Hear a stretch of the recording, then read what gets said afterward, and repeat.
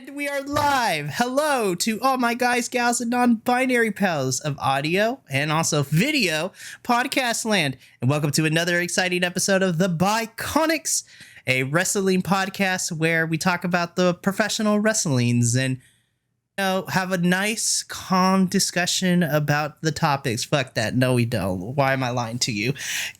This is like episode 13 or 14 at this point. So if you haven't been with us from the beginning, welcome. We're happy to have some new folks, but watch the original ones. You should really go check out our draft specials because we had a lot to say those 2 days. Oof. Monday Night Raw was a slog to get through. That's in the past. But I am Mikey. I am one of the 5 hosts here at the Bi-Conics. I am also happen to be the head honcho in charge for Vibe Tribe Productions, where you can follow me all over the social medias at Pop Culture Geek or Vibe Tribe Production to follow us collectively, where you can stay up to date on all the projects we got going on. So make sure to give us a like, a follow, and a subscribe. As always, I am joined by my amazing co-hosts. We're going to go around. They're going to introduce themselves. I'm just going to start with JVL because I can. You're up first. Hi, I'm JVL. I'm Jon VL. I am on this podcast. I've been here since a while ago, and I talk about wrestling, and I'm one of the older guys on the podcast, so I remember the good old days. You can find me on the socials at the JV Lexicon or Negative H13 or other places, and otherwise just see me looking out into the void, wishing for death. Everyone needs a hobby. Demonetized. No, just kidding. And hey, we've been recording for over a minute. We're good. Mikey swore in the intro. That's very true. We're not getting monetized. You gotta do it again. No, we're not starting over. And to give a little insight, JVL has been the day one before this was even a project, because we tried to start this. We had 3 episodes in the can, and then life took a hit. So here we are. What, a year late? A year and 4 more people later. That's what it took. Honestly, that's what it took. It was just like we had to open our relationship up a lot bigger to be able to make this work. And it just so happened we picked the right people to share in our intimacy of wrestling. Makes me even funnier because I'm reading the Google Doc that John sent, the professor sent, and the first one I happen to look down towards is wrestling finishers that are basically sex positions. That's coming soon, folks. Just you wait. But that's the first thing I read. And went, what the fuck is this? Small package. Yeah, it has a whole different meaning, a numerous amount of ways. But speaking of the cool boy. Yeah, before we get crucifix pin. Oh my goodness. Before I get doxxed and someone comes crashing through my door. Speaking of Professor, Armbar. Professor, you're up next.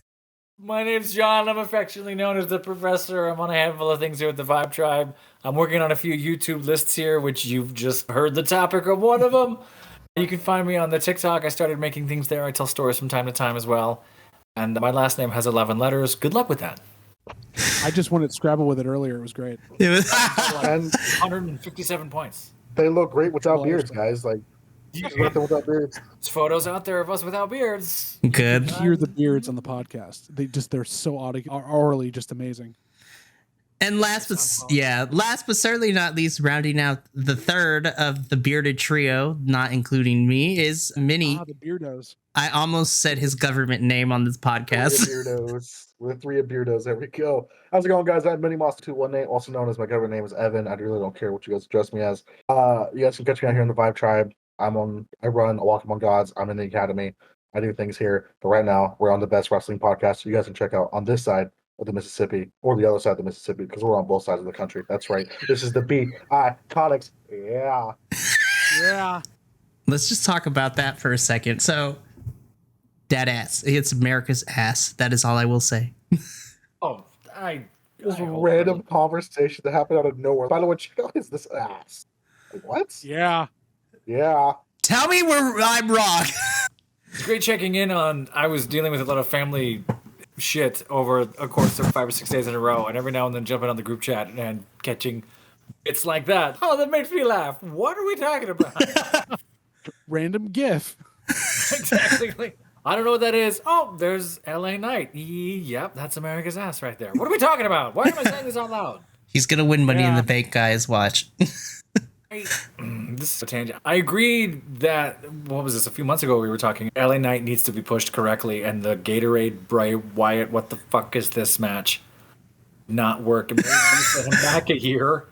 But the last 6 weeks or so, you can see the momentum and sort of, oh, they're going to do something. I really hope they do something.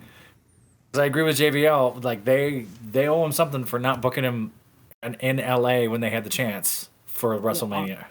On top, there was a cartoon someone put out recently too. They were showing like LA Knight standing there and things bouncing off him, like bad book Max Dupree, all these other things they've done to him since he's gotten here. And he's basically gotten himself over to the point of even a week or two ago where they're piping in boos over the crowd popping for him, and they're visibly turning the mics down in the arena so you don't hear it on the live broadcast, but you see the fan cast and everyone's yelling out "yeah" every time he kicks somebody. They're all with him, like saying his catchphrase. This is the perfect way. You set him up, you do the heel turn with Bianca and the Street Profits, you've got it built. Like, why aren't you doing it? I saw a thing where it's 80% of WWE fans want LA Knight to win Money in the Bank. Yeah. That's right. Yeah. Yeah. I'm calling it right now. I'm looking at the men's competition. I'm like, LA Knight should win. And then I'm looking over at the women. I'm like, yeah, it's no contest. Becky's winning this one. I don't know. I don't know. Is there anybody else you would give that briefcase to that is currently... Yes. Now, honestly, in my opinion, I want LWO to hold the briefcases, but we know that WWE and Vincent Kennedy McMahon doesn't like brown people. So I'm just saying. Why? They're doing horrible shit to the brown people. Like why? Unless you're Rey Mysterio, you're the only brown person that exists in WWE. What are they doing? This is, again, sorry. I would love to talk more about LA Knight's ass as the cisgendered white male. But Happy Pride. Happy Pride. Why? I'm with you there, John. Why is Mustafa Ali getting screwed on NXT and on SmackDown? Because his last name's Ali. I mean, on NXT, he's doing fairly better. He actually won on Tuesday. He won his match against Joe Gacy, which was actually a pretty decent match. We're eventually down the line, we're going to get Wesley versus Mustafa Ali for the North American Championship in NXT, which I'm all here for. Can't remember the draft. Was Mustafa Ali a free agent? Yep, he is a free agent. I don't remember. He's a free agent. Dana Brooke is a free... No, she was on... She got drafted to the Raw. If that does not answer your question of why he's being shafted on both SmackDown and NXT, like, I don't remember where he was drafted. They're just... Dude's incredible. He's really talented, but it's amazing. I thought Night of Champions was a fantastic showcase. It was great, and then... He's going through, like, the early stage of what Ricochet had to do with a credible wrestler, but they just buried him and just used him to sell spots. He's become Dolph Ziggler 2.0, being sent back down, doing amazing things now in NXT, and he's not going to get a run out of it. It's insane. So, are we on topic, or are we just saying things out loud to vent right now before we start? We're talking about wrestling, but... we started with America's ass. We started with America's ass. We went to how they're Mustafa Ali and... Yet another... We're just basically... No more Omos. We're summarizing the group text of the last 10 days. Okay, let's talk about this. Yeah, go ahead. Why is Baron Corbin so cardboard on the microphone? He is... I don't understand. It is... Have you seen his cooking stuff on his Instagram? I was like, where's this man's? I don't understand. I remember... Because I didn't watch wrestling, and we've talked about it on this podcast, but I always knew who he was. Great wrestler. Great imposing figure. Can't sell a car at a deal... Like, horrible. Can sell nothing. And like he's Vince McMahon's perfect promo. Dude, it's cardboard. Yeah, that's why. The amount of stuff that I've noticed on that entire topic, I've noticed in the last couple of weeks on the Vince influenced ones, and I'm going back to like people saying the Simon Miller Classic. Nobody talks that way, and you can tell, especially like in the stuff they ripped off and redid this week on Raw. Is like the stuff that like Katana Chance and Caden Carter were saying were like made no sense whatsoever. The syntax was off. They were trying to like verbally diarrhea out their mouth to get it out. There was no feeling to it, and that's why he's cardboard. Is he's having to memorize this crap as he's going out there versus just speaking from the heart. And he sounds like the NXT promo for this week. He sounded like he was trying to be too verbose, too descriptive because no one understands why he's in fucking NXT. bit of him walking through NXT and everyone being scared that Baron Corbin's here and showing him this quote unquote respect. They're all selling and acting the hell out of that moment. Baron Corbin looks like RoboCop, looking all over the fucking place, not even trying. Okay. He knows he's got to hit this mark. Look here, stop here. He's going through. He's the actor that you just put on camera for the first time that has done a bunch of stage stuff and doesn't know what to do in front of a camera. Take a breath. Breathe. Like, do anything. If you breathe, you could sneeze, and then Vince McMahon will fire you. Oh my gosh, yeah. But I'm going to be completely honest here. I think all three shows, I'm unapologetically an NXT fan. I'm always going to give it a little grace, but even I can admit when, honestly, NXT, to me, it makes the most logical sense right now, which is saying a whole lot because that's your developmental brand. I don't know, man. I've been enjoying NXT more because I'm like, okay, this is not the best thing, but it makes logical sense for the most part. I can follow along of what's going on. Main roster is like, you have Roman Reigns and then everyone else is like, just here. You don't have Roman Reigns. That's He's true. never there. He's never there. That's the only... Roman Reigns shows up, takes 15 minutes to walk to the ring, says 4 words, and then leaves. Or gets kicked in the face. Or gets super kicked in the face, which actually makes people happy, which is great. I want to talk about this whole accidental super kick trope that's driving me nuts because it's a cop out. It happened twice in a week, if I remember. Yeah, it happened twice in the last 2 weeks. It happens once a week now. On every he accidentally got him again. What? Open your eyes. I don't. Isn't that the usual progression from everyone uses a super kick to someone's going to get super kicked accidentally because it's a move used by every wrestler under the face of Earth right now? I'm gonna be honest. I'm not sure what I don't like more right now. That all the super kicks are all the Canadian destroyers. Because like I watched the Code Reds. I was watching. It was the AEW Fatal 4-Way Championship match. I watched the Pillars match, and I watched like a condensed. It was on TikTok. It was a 3-minute TikTok of the match just sped up, and I just watched a sequence of 15 Canadian destroyers in a row. But here's the thing, though. Like, normally I hate that kind of stuff, right? But to me, I was just like, maybe it was because of the fact that Double or Nothing royally pissed me off of how bored I was up until we got to surprisingly enough, once we got to the TBS championship match, from there on, I was like, okay, this is pretty decent. Everything before that was fine, but I was just like, and we all agree that unsanctioned match was the worst match of the whole pay-per-view. Sabu was there for 2 seconds and then he was gone he came in, he fell off the top rope and he was done. Yeah. I was just like, it was so tamed. It was so tamed for an unsanctioned. So I looked it up. Sabu's 60 something. Sabu was up there. And what sucks, and along with JVL being the old guy who remembers, there's a sense of like, I wanted to see Sabu go in there and just skin someone alive with a piece of barbed wire. This was the most tame unsanctioned match ever. Sabu's here to get a check and throw a chair at somebody, which is fine. I'm glad you're getting paid. That's okay. But even the chair shots, man. He was not going to do like his walk up off the chair and flip over the ropes thing. He can't do that anymore. So I'm just glad 8 years old. Yeah, he's not doing that. But to your point, Minnie, so you watched that on TikTok and sped up. Building in that building of the match, in that 4 Pillars match, yes, it was a ton of Canadian destroyers at once, but they were all on max. So it was them nodding at the fact of, we understand that this is insane.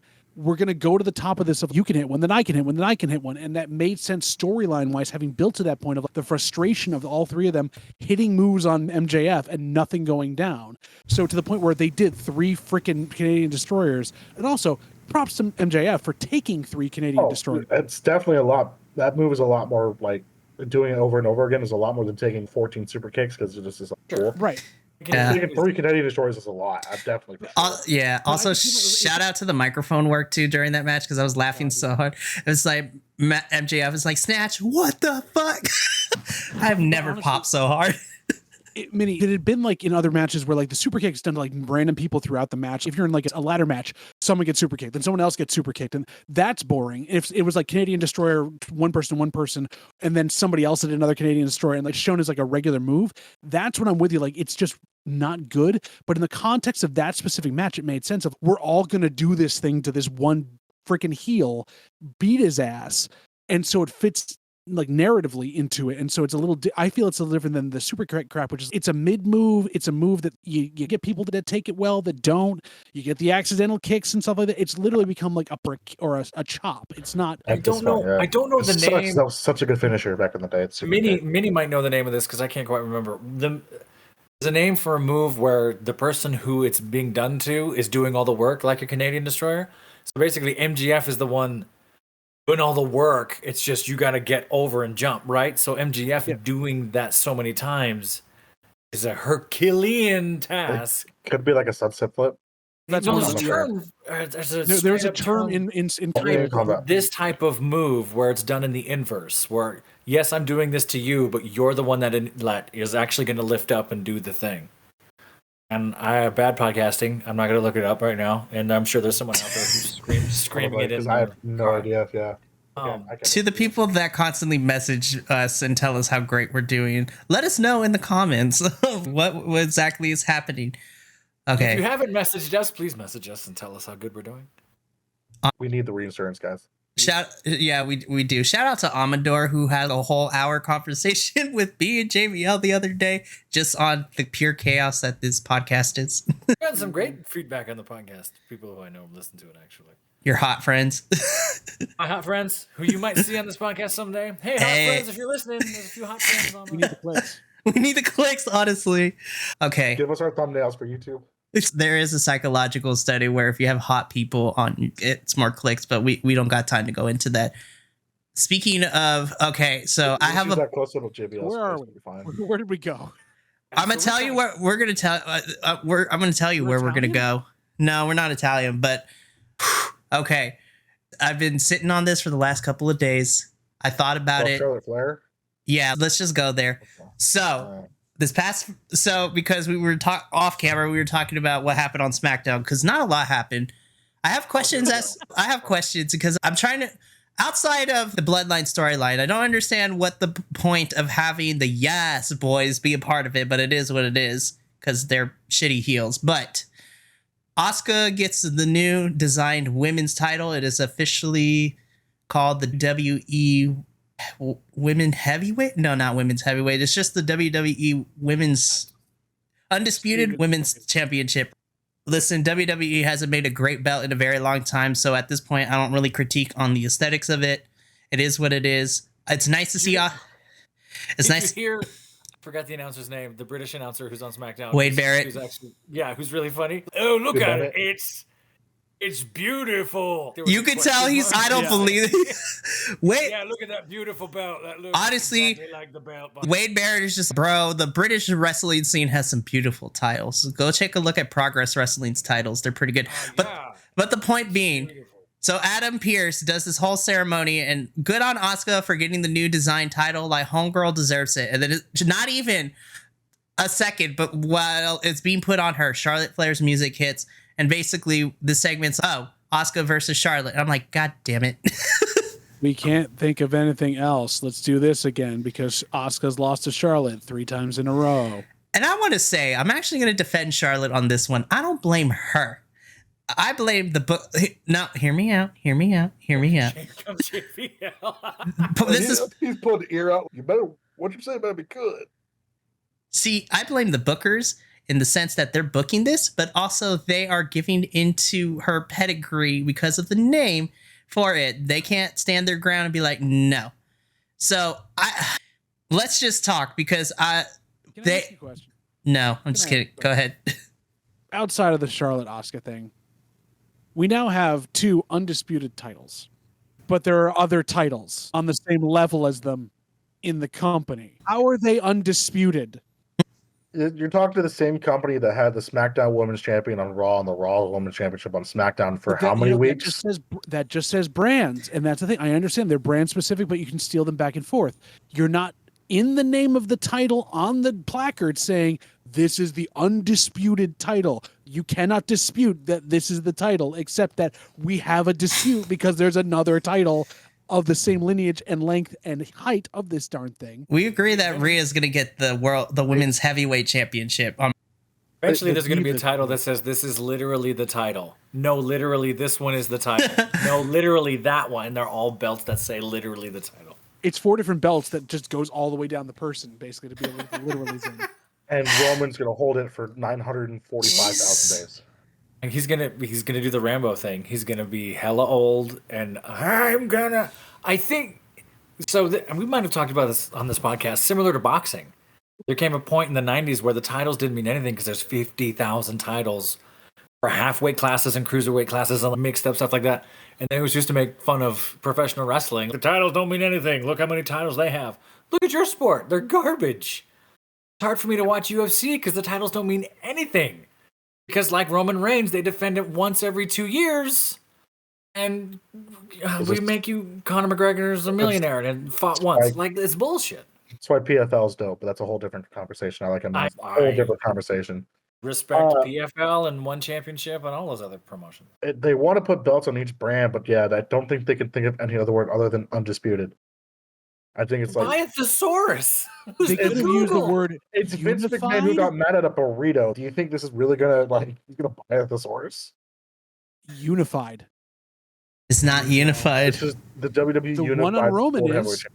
The one on Roman is unified because it's the Universal and the WWE Championship unified. It's the unified heavyweight title, and then you have the World Heavyweight title over on the other side. The women's ones are a little harder. 1/4 of the title. We're about to unify another. We're about to unify another set of titles because we're getting Ronda and Shayna versus. There was no Oh my God, the Ronda Shayna promo. Which one do you want to talk about? Where they literally called the tiny girls Katana and Kaden little like munchkins from Munchkin Land, or yeah, the promos might have sucked, but that match was actually really good. Those two are. I ate crow because literally in the text thread, I was just like, oh, cool. Katana and Kaden are going up against Shayna and Ronda. They're going to get squashed. They're so small compared to those. I was watching, I'm like, the size difference is insane.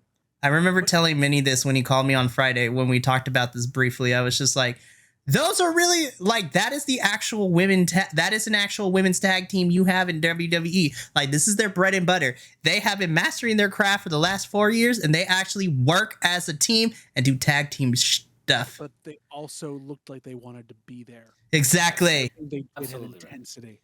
It's about damn time. I love those women. On the mic is similar to Baron Corbin on the mic. It's a sense of, I don't believe or care anything you say. And she's 150,000 times better than Ronda. Look at, yes. Well, then Ronda talks. Because Ronda sells tickets. Still, though? It's money. That's legitimately what it is. This is all I want from this unification match because we know that Ronda and Shayna are going to win.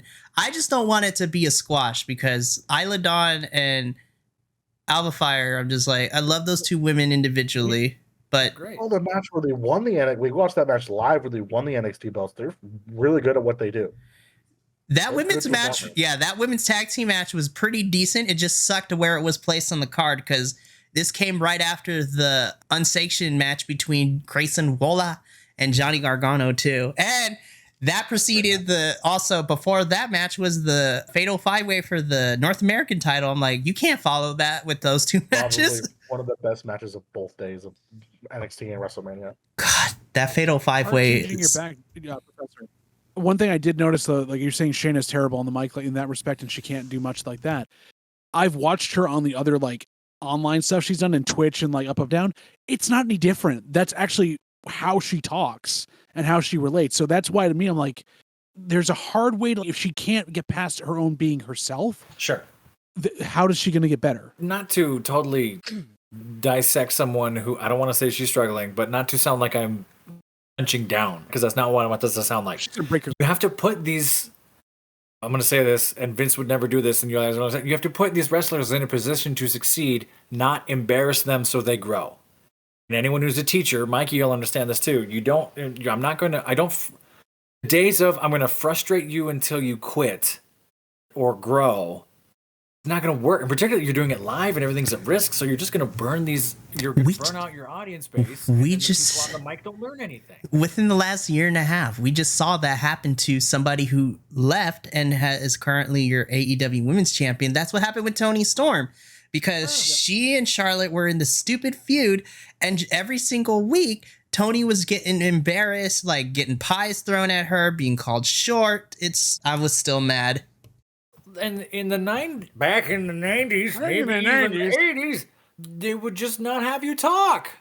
Oh no, they still would. If Vince didn't like you, like Marty Jannetty, they'd force him to talk or be anything like that. If Vince saw something in you, he'd get you a manager, which they don't do now. That's what I'm saying. There would be a manager or a mouthpiece, or like Brock's great for the first 30 seconds. After 30 seconds, Brock's going to do something fucking weird. That's why he just grabs the mic and says, "Say something stupid, Paul." Gives the mic to Paul Heyman. I see what we're saying, and I'm a little out of pocket. I apologize, but I see it as someone I don't want to. I feel like they could do so much more if they were coached and directed in a way, as opposed to just here, read this out loud. Good luck. Yeah, they're going to be cardboard every time. What are you doing? It would also help too if you actually utilized all your talent outside of one major story. But it seems that WWE would actually need writers for that to happen. Apparently, it's not that hard.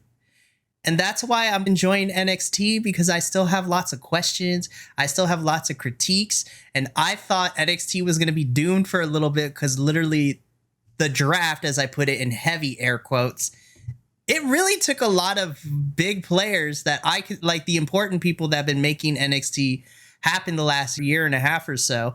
Granted, I have questions. I don't know what's going on with Braun Breaker and Seth. Like, when we're getting that? Are we getting it on Monday? Is it going to be at the Great American Bash? Like, he's going to show up on Raw on Monday and attack Seth. I think that's the next step in it. So we can officially say he's probably going to main roster now, which is fine. After losing to Carmelo at Stand and Deliver and then losing cleanly again at Battleground, I'm like, I think Braun's ready to move, because honestly, there's nothing else for him to do right now in NXT. But yeah, it's like they don't have any other ideas to do. Charlotte comes back, immediately goes for the title. I'm slowly enjoying, because I like Bianca slowly turning back into her heel persona that she had in NXT. And as long as that's what the direction they're going for, because it works.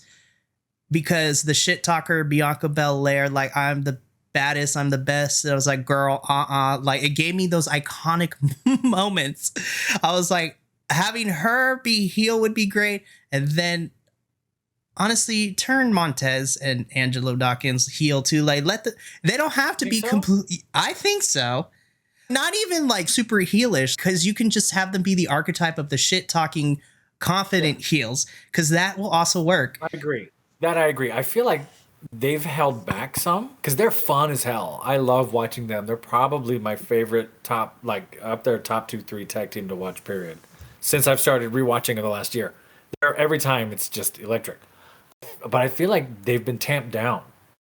Like, they've been, hey, keep it neutral, go crazy in your intros, but don't get too big otherwise, because we don't want my evidence of this is one of the massive clusterfuck promos from SmackDown was when there were, 15 guys in a locker room.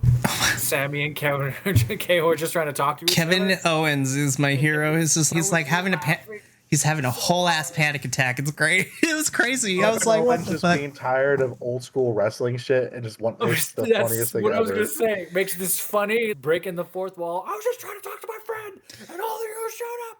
Where were you? Okay, so let's talk about that. So realistically, who is actually going to get this chance? Because I'm looking at these tag teams in this gauntlet. I was just like, Vince does not like brown people, because I want LWO to get this shot, but they're not. I see the Street Profits. I'm like, that's a safe bet. I'm like, I also see the Yes Boys getting this opportunity. But then everybody else involved, I'm like, not a fat chance. Who are the 1980s heels? Pretty vacant? Pretty deadly? Pretty deadly, or the Yas Boys. Yeah, the Yas Boys. Okay, I got a joke. Again, gay or European, Professor. I have something that's actually funny. So I was at Buffalo Wild Wings with my site supervisor for where I Holy work. shit, that's hysterical. Thanks, JVL. He's never seen wrestling before. This dude is like, he's ghetto. I'm gonna put it that way. Never seen wrestling before. And we're sitting there, and he turns, and he sees on one of the screens playing professional wrestling. It was a 6-man tag with Pretty Deadly and Austin Theory, and he goes, "Who the fuck are those guys?" I'm like, "Oh, that's a tag team called Pretty Deadly." And he goes, "Why are they wearing women's clothes?" I'm like, oh, this is their thing, dude. He goes, you watch this shit? Yeah. And he just gave me the most like weird look, and then got back and was like, just drinking his beer. I was like, well, that was a.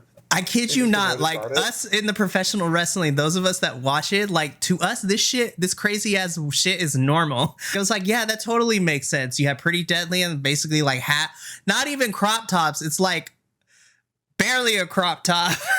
It's a crop top. It's perfect. It's a dickie. It's like sleeves. Yeah. I was just like, we had the Pretty Deadly dress in dickies. We had a gay wedding between Chuck and Daddy Ass himself.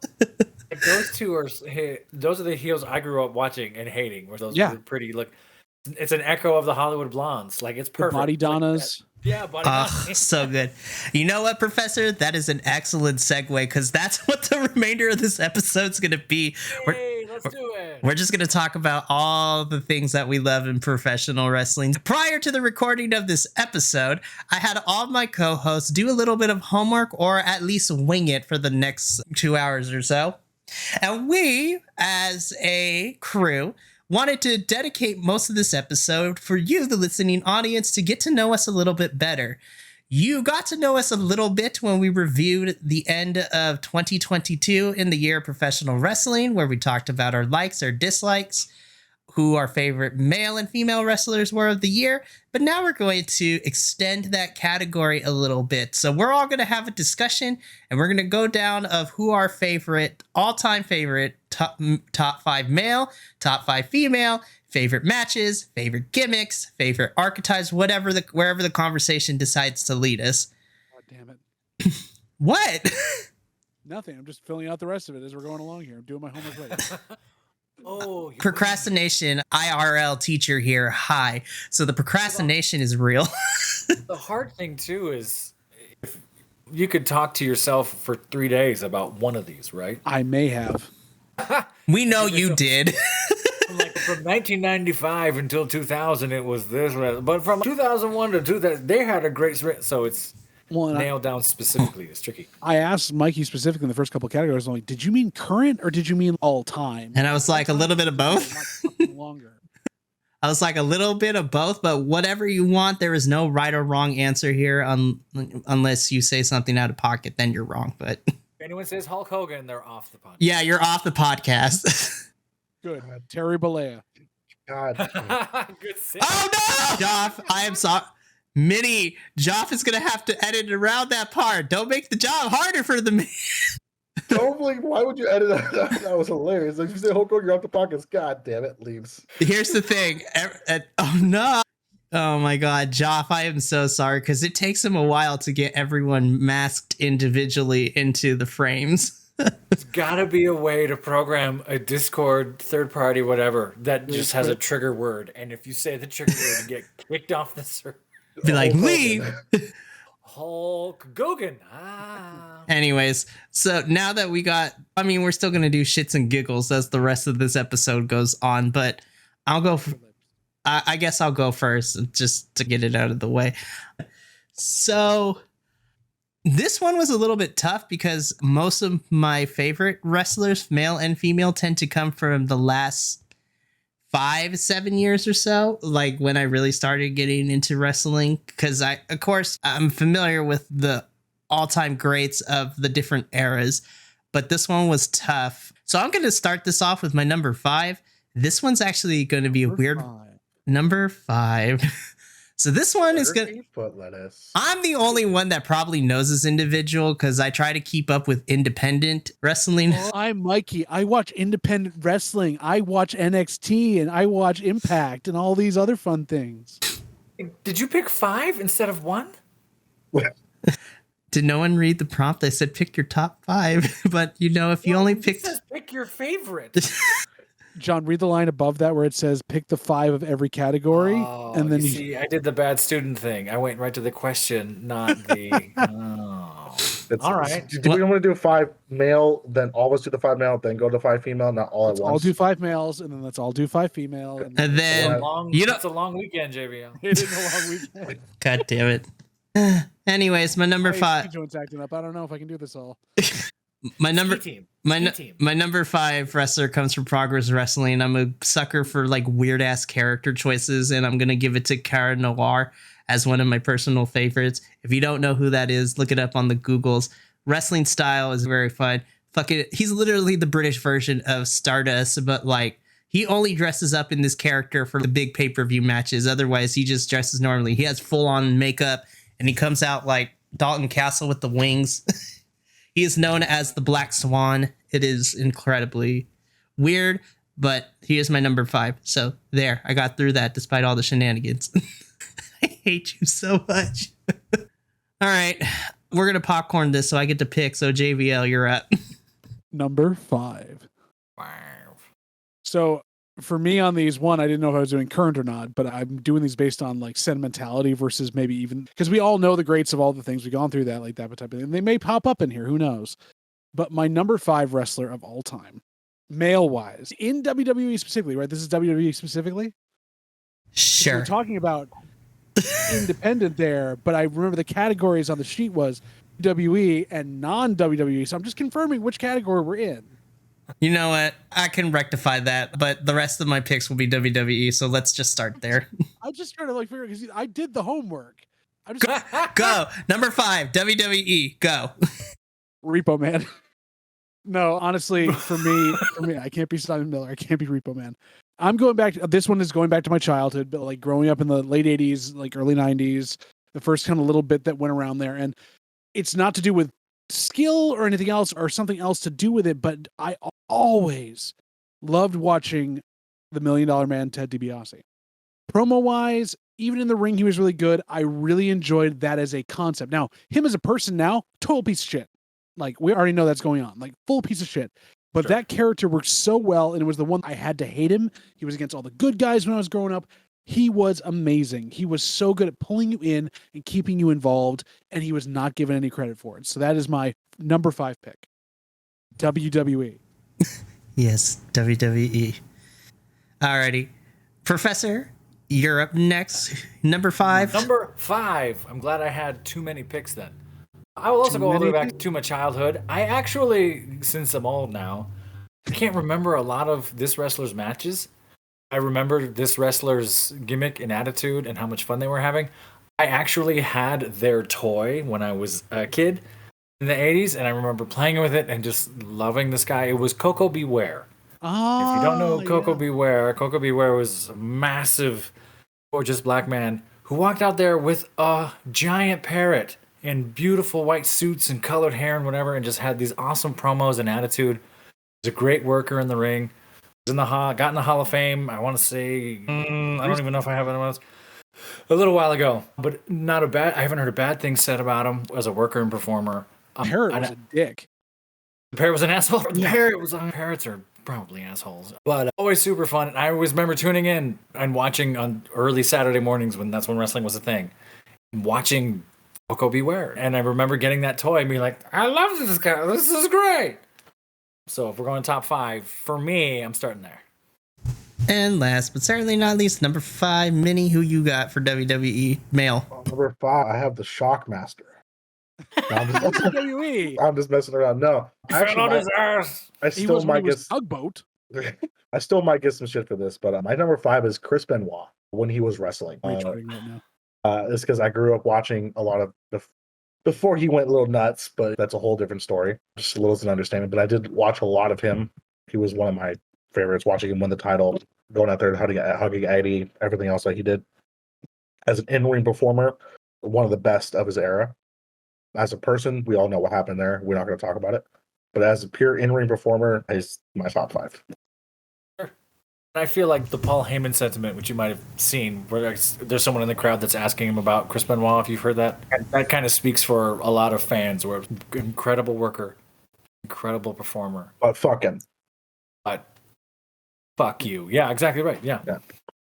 All right, Mikey. Number 4 in WWE. I Not know. independent Ye- WWE. Yes. Okay. So let's backtrack. I'm not going to spend too much.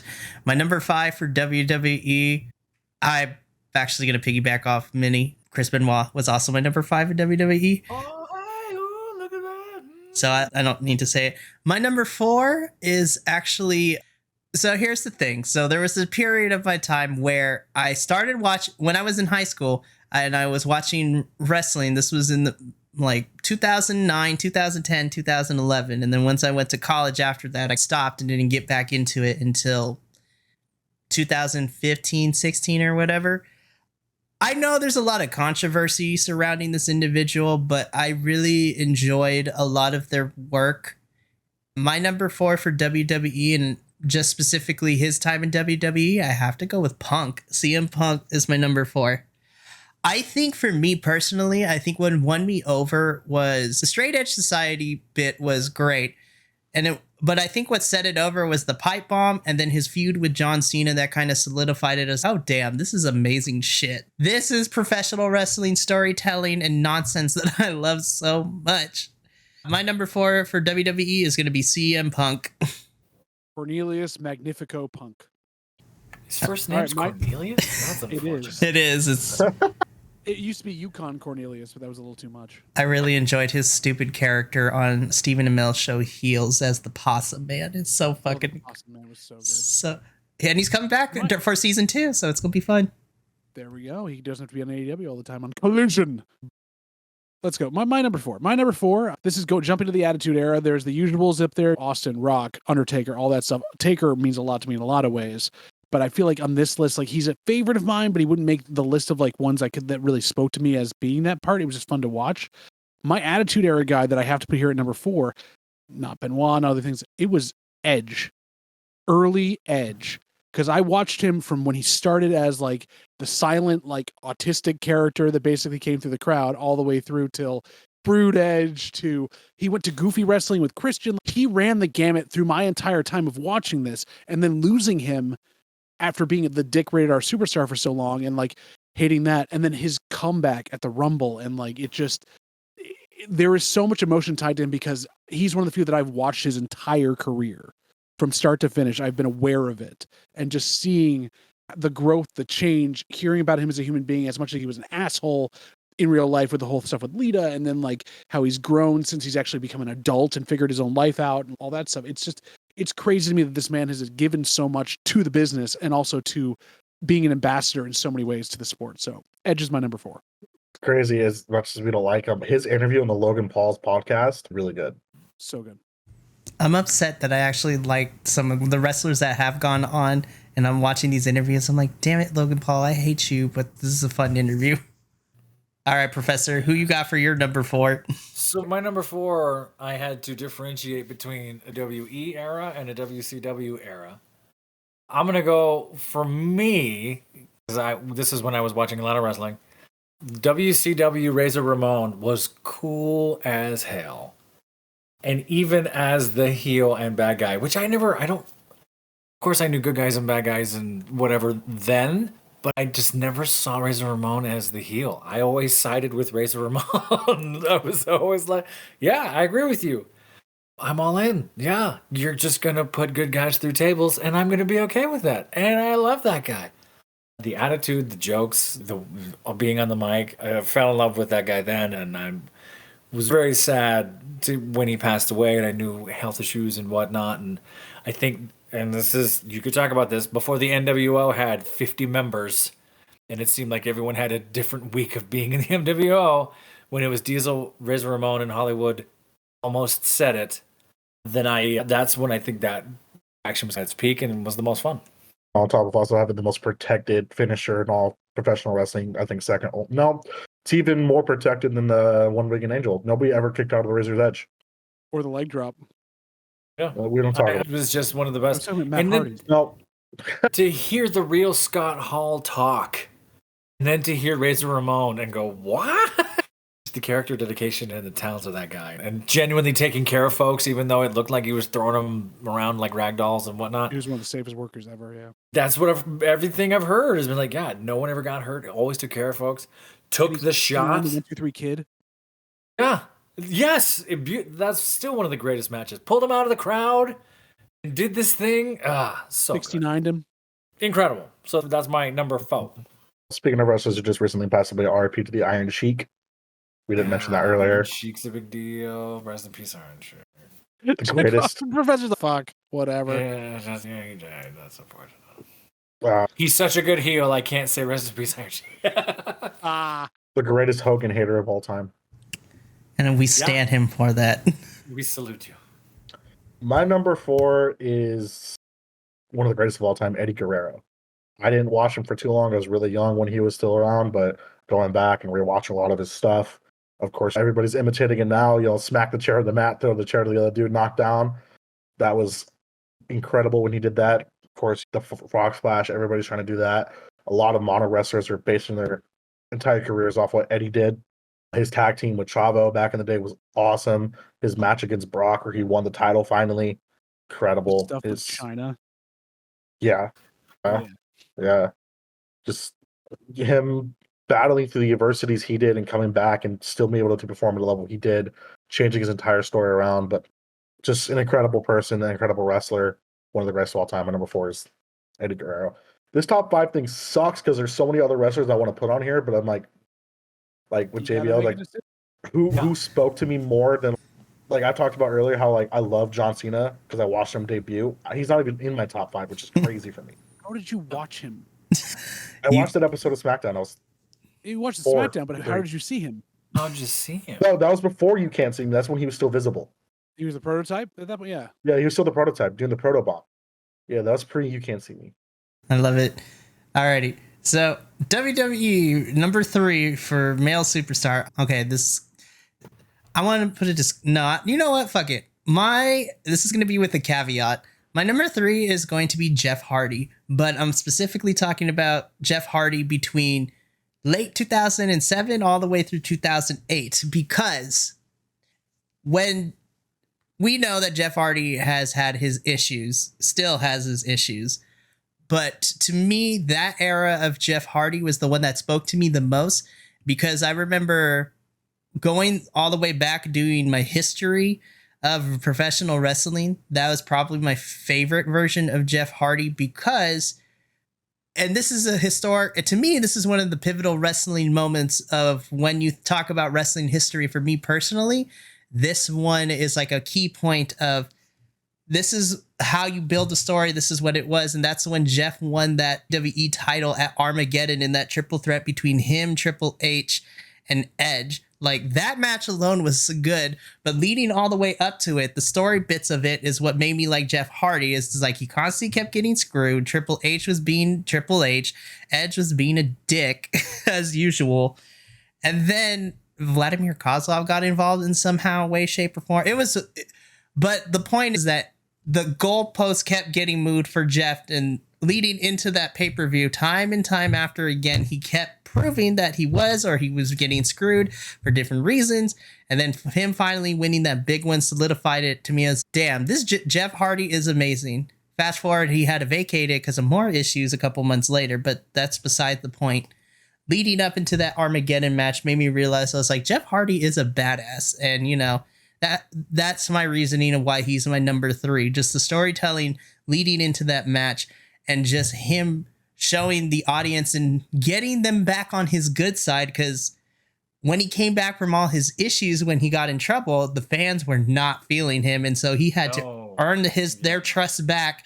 And leading into Armageddon, he slowly got the fans to get back on his side, and they were rooting for him in that triple threat. And just to hear the uproarious amount of applause when he won that match was that was so beautiful. In that moment, he redeemed himself and was able to, it was a good redemption story. So Jeff Hardy, that era, my number 3.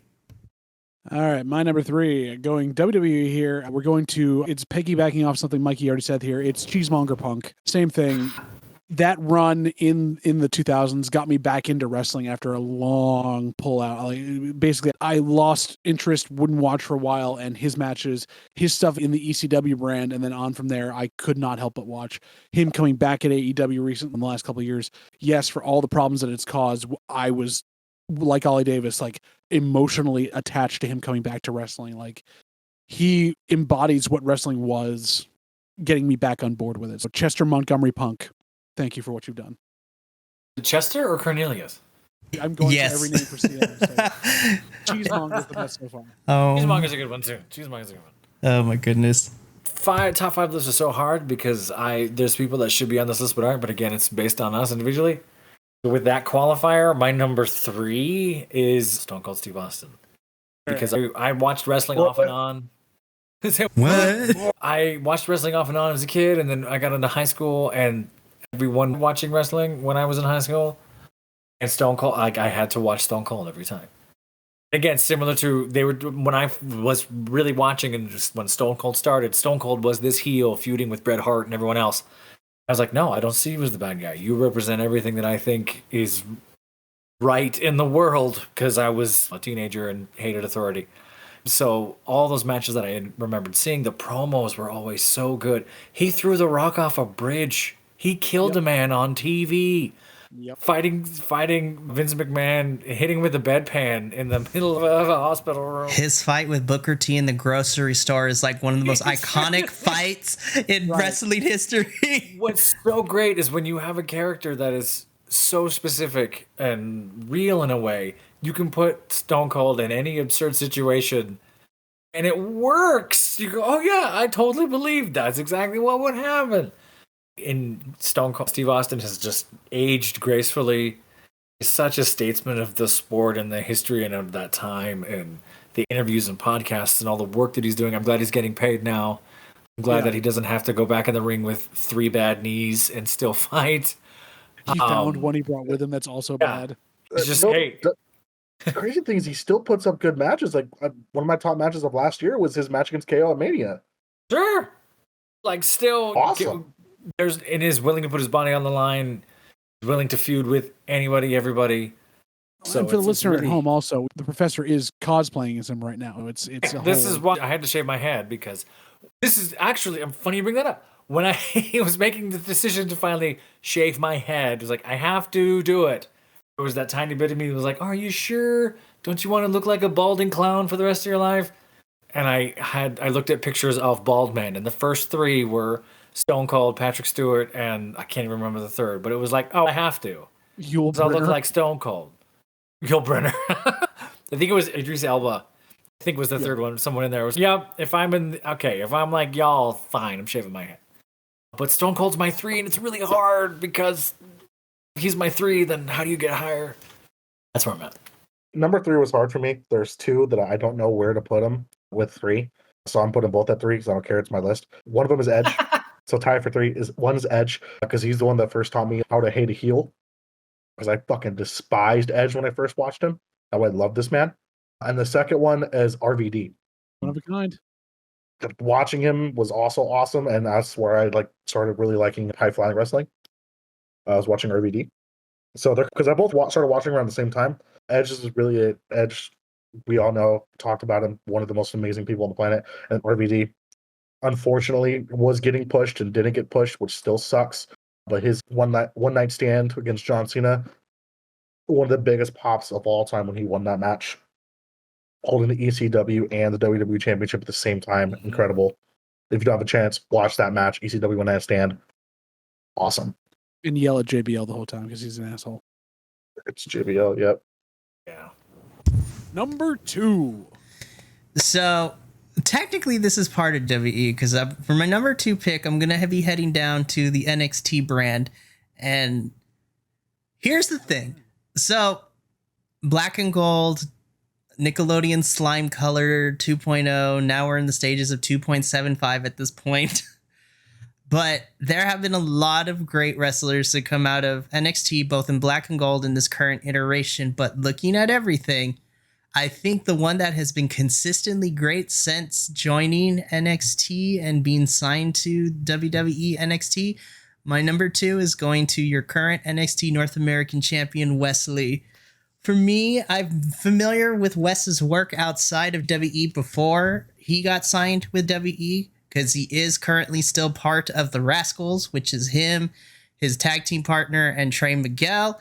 But for me, Wes, I'm a big spot and high-flying wrestler. His finisher is still his finisher that he's currently using is crazy, where he does a flip and then kicks somebody in the chin like midway through is just beautiful work. But the reason I pick Wesley is because, again, I'm a big sucker and I want to support wrestlers, especially when behind the scenes stuff kind of screws them over a little bit. So, because he was a tag team wrestler and he was tag team champ in NXT, but then his partner got let go because of some things that went on, whether it was the picture of his tag team partner of a Halloween one year or the allegations that were coming out from his ex-wife that were happening. And he was floundering on NXT. He was being jobbed out to a lot of people. But then he started building wins. And then from Halloween Havoc last year all the way on, Wes, I think, has had one of the best title reigns in modern WWE history for me. And that's a bold statement to say. I think he's had every single title defense has been amazing. And he's putting on lots of great matches. Again, that fatal 5-way at Stand and Deliver was just, mwah, it was so beautiful. And to see that live made me even a bigger fan. But running down the list of people he's defended it against: Ilya Dragunov, Dragon Lee, JD McDonough, Nathan Frazier. The Dragon, El Dragon. Nathan Frazier, Carmelo Hayes, just running Cameron Grimes. Like, he has had such an incredible turnaround from going to a tag team wrestler and, because of circumstances out of his control, floundering and being jobbed out in NXT, to be given the chance to slowly build up wins. And he has consistently held that NXT title down. And at the time of this recording, I'm really excited for that one-on-one match between him and Tyler Bate. I love me some flippy boys. And that match is going to be good. And then eventually Wes versus Mustafa Ali is also going to be great. But Wesley is my number 2. I know I'm cheating because I'm going to NXT, but Wesley is one of my current favorites right now. You can cheat there. My number 2 is a cheat now because it's no longer WWF or WWE, but they're still involved in wrestling right now. My number 2 is Daniel Bryan. Daniel Bryan, sure. Yeah. His WWE run, from the crap he was given at the beginning all the way through, his personality, even when he was retired and doing Talking Smack, everything else, that is a consummate person that I would tune in to watch every week to see what happened. The bad creative, the good creative, whatever ended up happening with him, he made gold out of everything of it, and he was technically able to back it up because he was such a damn good wrestler. And now as Bryan Danielson in AEW, must-see TV for me. That's cool. That's cool. It's good. No, you're exactly right. It's hard. This is fucking hard. This is such a fucking hard list. And I didn't know about Daniel Bryan Danielson until way late in his WWE career. Seeing some matches, oh, this dude's great. And then he disappeared. And then turned up a few years later. And I was like, oh, you're here. Oh, you're back. Oh, you're this. So I wish I had seen more of him. I'm so excited the match between him and Okada at Forbidden Door in 2 weeks. It's good. I'm really glad that he's still out there and I get a chance to see this. Stay tuned for the watch along special coming very soon. Oh yeah, we gotta do that. My number 2 is, I don't want to say obvious, but yeah, of course, Mick Foley. I go Mick Foley. I go Mankind. I go Cactus Jack and Dude Love and all these other intricate whatever things. The fact that Mick had a pay-per-view where Mick was all 3 characters at different times for different reasons. In the Rumble. He came in the Rumble. In the Rumble. Came in as all in the Rumble. That's right. It was just fantastic. Man, the feud that really got me into wrestling as a teenager and young adult was the Mankind Undertaker feud that went about 3 or 4 years and was just horrifying. And it's hard to explain. It's hard to explain to you young people, but this idea that at anywhere, at any time, there was a psycho wearing a mask was going to stick his fingers down your throat until you passed out. And that Mankind could be anywhere. And it would just happen. Can I say one of the creepiest ways to end a match too? Because when they go into his outro theme and they put the window up, and he'd be sitting there and he'd be calm, eerily calm after what he did. Oh my God. There was a sock puppet angle for a while where there was a sock puppet he would talk to and then fall asleep one and all these weird little things. It would always Socko. It was. If you were watching Raw at that time, it was the Mankind matches were at the end of the night when it was dark and it was creepy and they could cut away so you never saw the exit, or the exit was a little different and weird. Then if you've read Mick Foley's book, which I read a chunk of it because a friend of mine had it, I haven't read the whole thing, but The Legend of Mick and everything Mick has done. And the now stuff that's cliche, JR going, oh God, he's broken in half. He's broken in half. he killed him. And then the Undertaker going, yeah, I was looking at a dead man. Wow, I just killed someone live on TV. Okay. But mix a legend in 100 different countries. Like anywhere Mick goes, it's, oh, you're the one that lit Terry Funk on fire. Oh, that's right. You're the one that survived all this stuff. Mick Foley. I'm excited. He's coming to Burlington to do a stand-up show at the Comedy Club up here, and that's how excited I am that Mick Foley is? Oh, fuck yeah.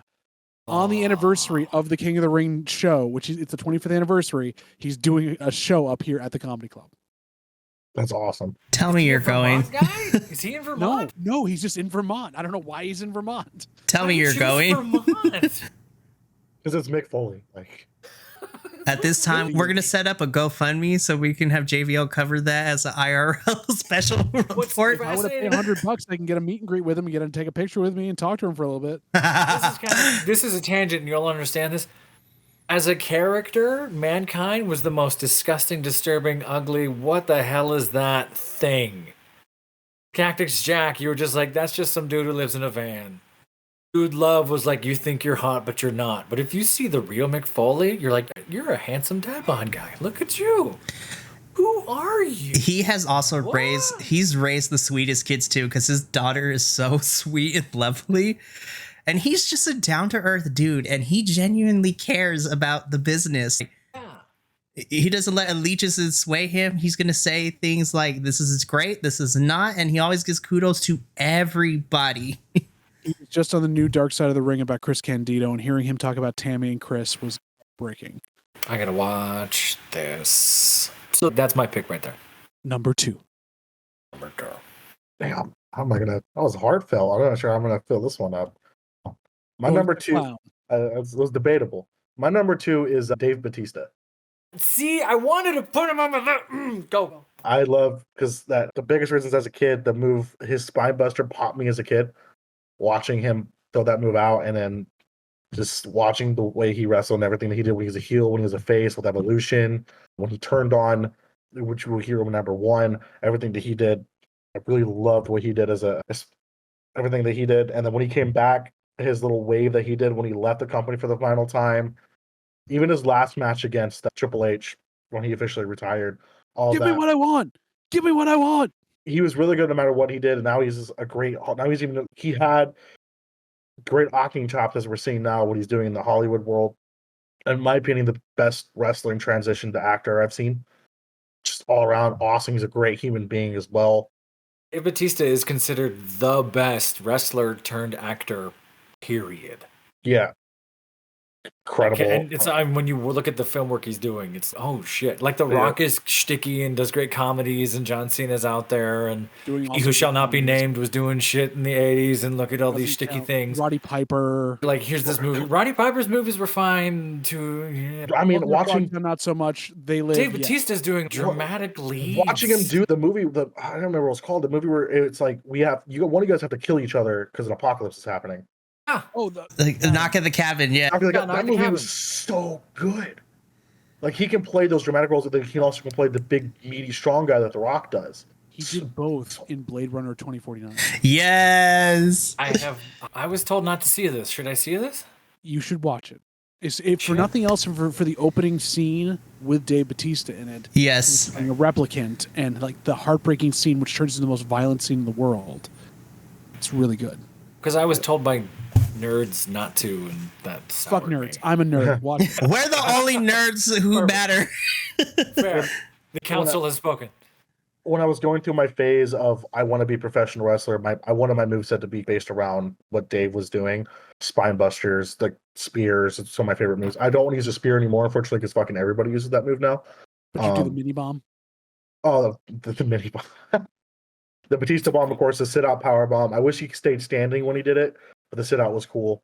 Just all around, I love what he did. Incredible wrestler. Even better human being. Yeah. My number 2 is Batista. Glass Onion was hysterical. Oh my gosh. That movie overall was so good, but Dave Bautista fucking killed me. If you gave a 6 or 7, I would definitely have Dave Bautista on there. He'd be on there, yeah. Dave was right there. Again, there's no right or wrong answer for these lists because it's so subjective, and there's honestly, from past and present, there's so much talent you can pick from, honestly. Sure.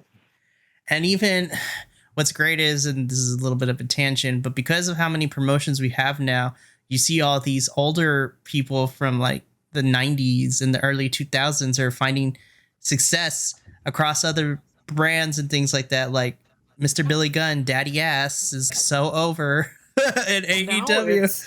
And Austin Creed talks about this, and I love Austin Creed's take on this, and it's evolved to where McMahon had such a tight grip for 50 years. Now it is, hey, you got to let us reinvent ourselves, because when I turn 50, I can't walk. Yeah. You got to give me a chance to be something else and learn something else while I'm here doing learn it. a trade.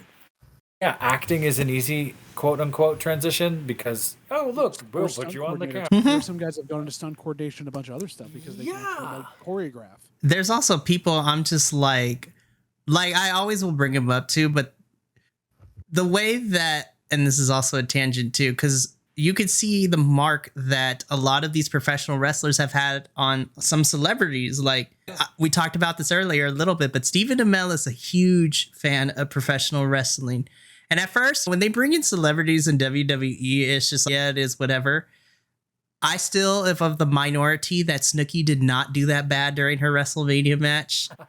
Bad Bunny is on the for me, Bad Bunny is like my all-time favorite, but it also might be because I'm half Puerto Rican, so I gotta support the Puerto Ricans.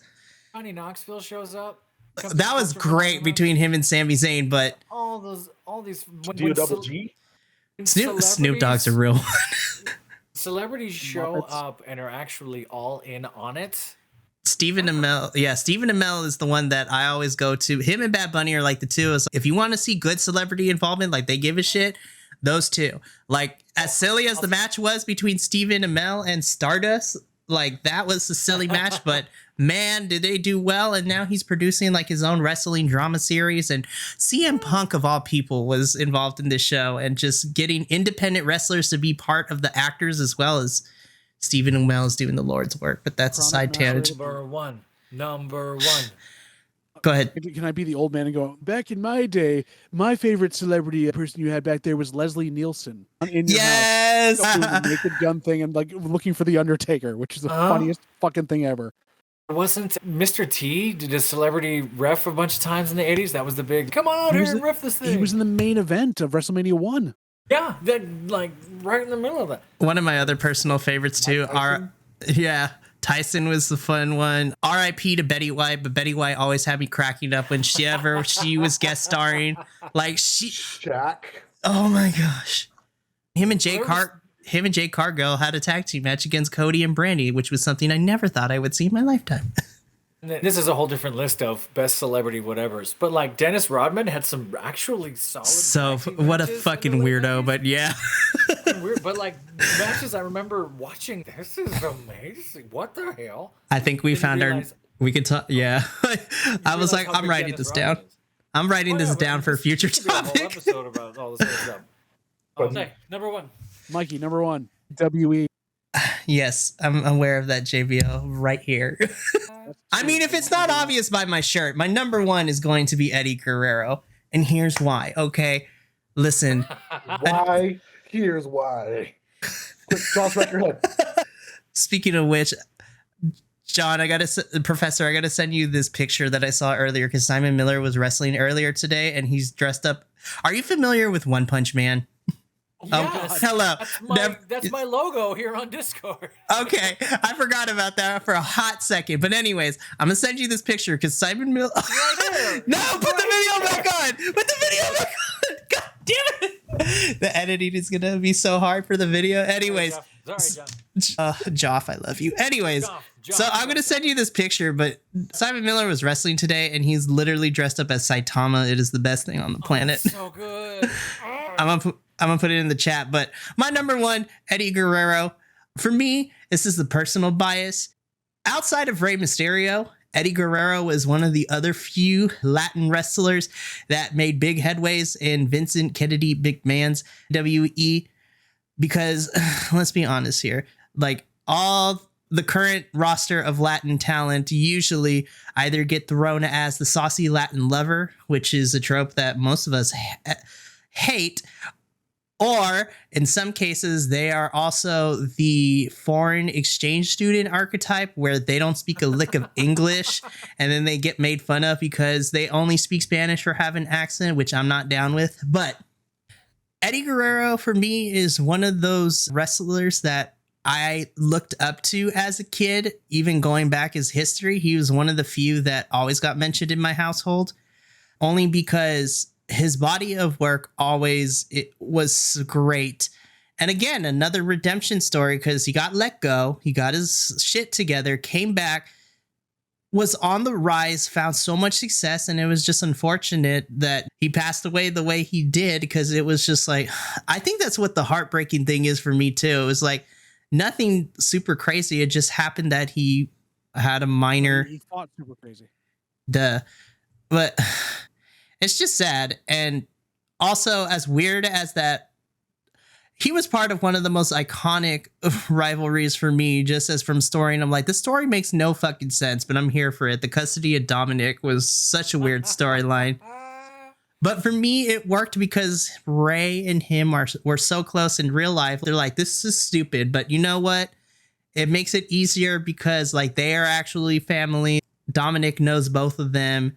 And Eddie is always given props and always getting tributes because everyone in their... That's another move, by the way, that I'm tired of seeing is unless you are the LWO, I'm fucking tired of all the three amigos, especially from all of the white wrestlers.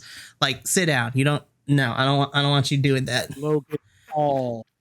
See, I didn't have to see it all the time from him, but I also gave him flack for it. I was like, stop it. You're white. You can't... It makes sense why he did it, though, because he did it in his feud with Ray. Yeah, so you can stop doing it now. I was like, you can stop. But Eddie Guerrero, LWO, and I cried when his theme song played for Ray's entrance at WrestleMania. Minnie was there. He saw me. We cried. We shed a lot of tears. But Eddie Guerrero holds a special place in my heart. He is my number one for WWE. If I had a 5 A, B, and C, it was like 5. It was a 3-way tie to put Eddie in there. I just didn't see enough of Eddie by the time I was watching that second reiteration of him coming back, but I loved his work. It was always so much fun to watch. I have learned to appreciate him more, unfortunately, after he passed. I was not as tied into him earlier. But yeah. My number one. Kind of cliche, but it's not. And not only is it because of what this person gave to the wrestling industry, what they brought up with it, who they're attached to, and everything else, but also personally having seen them live when I was a child, being in the room with them, and my brother interacting with them directly in the crowd. Bret Hart is my number one. The excellence of execution, could have a good match with a broom, could put everybody over, and knew how to carry anybody to something else. Interacted with the fans spectacularly. For as gruff as he was in person, he was definitely loving for a lot of things. Carried his family through a lot of tragedy, was screwed over, all that stuff. And the personal aspect, my brother got given the damn sunglasses. He got them at a house show. At a fucking house show. I will forever be tied to Bret Hart because he was there. Are they framed? Like they're still out there? My brother broke them on the playground. We lost them in the divorce. We don't know where they are. Oh my God. Yes. Yeah. No. That was the same night that when Undertaker used to throw his hat out into the crowd every once in a while, it whizzed over our head and we almost touched it. But it was a house show in Hartford, Connecticut. We lost out on it. But Bret Hart has been part of my wrestling world forever and will always be my number one. Oh, that's beautiful. Beautiful. And heartbreaking in a beautiful way. My number one, when I started watching wrestling, waking up hella early on Saturday mornings, because wrestling used to be on before cartoons. Cartoons would start at 6 or 6:30. Then there would be like wrestling reruns.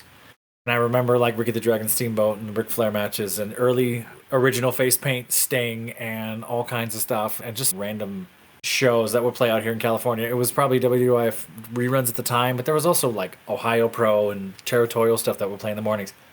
And Superstars, when that really kicked up, and then when Raw really kicked up and I started watching again, the first wrestler I remember watching and going, that guy, that's the one, that guy's like me. Of course, I was 8. Was The Undertaker. I was all in, because I've been a creepy shit kid since I was little. wearing a Ghostbusters shirt now. You're friends with Shotzi. You worked with Shotzi Blackheart of all people, which I'm still jealous, by the way. On a horror movie where I killed a lot of teenagers with an axe. Shout out, Shotzi. We want you on this podcast. Please throw me a bone. They don't believe me. Oh no, I fully believe you. I just find it funny that, like, of all of us, there's some people that have had experience on horror movies. You killed people. I got murdered. Fair enough. Horror movies are fun. If you ever get a chance. I punched myself in the leg in a horror movie. There you go. So I got I got jump scared that bad. Nice. So I remember watching The Undertaker as a kid and just going, this is amazing. I want to be like that. I want to watch that. I like that. And of course, they were shoving Shawn Michaels out there, and they were pushing everybody. They were pushing Bret Hart. They're pushing everyone. It was always The Undertaker. When I was little, and I know it's He Who Shall Not Be Named, but I had a pre-ripped yellow Hulkster shirt from my dad's coworker. Gave it to me because they knew I watched wrestling. I'd wear it every now and then. I remember taking it off when The Undertaker would come on the screen and then putting it back on when The Undertaker left. I just thought The Undertaker was the coolest thing in the world. All the gothic horror dead man stuff. If we get to gimmicks in my time frame before I gotta go, you know where my gimmick's gonna go. So nimble. Even I'm gonna gush too much and we got shit to places to go. Even the American Badass thing worked for me the first, 6 months of it. I was like, okay, you're a UFC dude on a bike and you beat people up and okay, I buy it. Once it got a little too faux patriot, I was like, okay, bring back the Dead Man, which once the Dead Man came back, it was over. So I'm still on, I really want to see the speaking tour. It's just not in the States. Here it's amazing, but was always such a pro and so kind, and that guy. Yeah, The Undertaker always did it for me. Mark Holloway is the GOAT. Yes, so one of mine, of course, is, I've already mentioned it before, and it's for the reason it's a little bit behind me. I was in DCS custody or CPS custody for a good chunk of my childhood, and he's one of the reasons why I couldn't really watch wrestling too much. It's just the thought of what he would do really helped me a lot. My number one is Rey Mysterio. Okay. Grew up watching him, win the world title, everything else. He gave me a lot of the strength that you would need as a young kid to get through a lot of the adversities that I went through. Thinking about what would Rey do? Rey can get through this. I was a huge wrestling fan as a kid, even though I was told I wasn't allowed to watch it. I was like, I'm watching it anyways because I like Rey Mysterio. I like the 619. And I like what he does, and he's awesome. And in fact, he still wrestles today. And I cried like a little baby when he came out at Mania.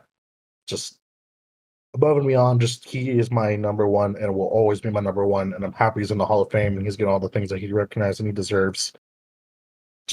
Rey he is him for me. I think all of our number ones are the ones that if we heard the music, we cry. Like, it just happens. Oh, yeah. Listen, I cried when I heard Eddie's music, and then I also cried again with Minnie here when Ray's music hit at WrestleMania. Uriel had to look at both of us as bro. I was like, leave me alone. What was I can't remember. You guys remember more than me. And I saw a replay of this. I did not see it live. Paul Bearer walking out without any music. Oh my gosh. And everyone just going, and just smiling, and then just slowly turning until the gong hit, and it's I can't. I still remember the one where he opened the giant urn with the light in it and starts spinning it around, and the thunder starts to crash, and oh man, oh my goodness, it's so good. Oh yeah, Paul Bearers, God, I loved him. This is a tangent, and we'll get there. And I have maybe an hour before I got to do dad stuff. But those characters like that are dying. They're not out there anymore. And that's such a cool part of wrestling in general. But they're hard to sell and they're hard to book now. They're hard to. No one's.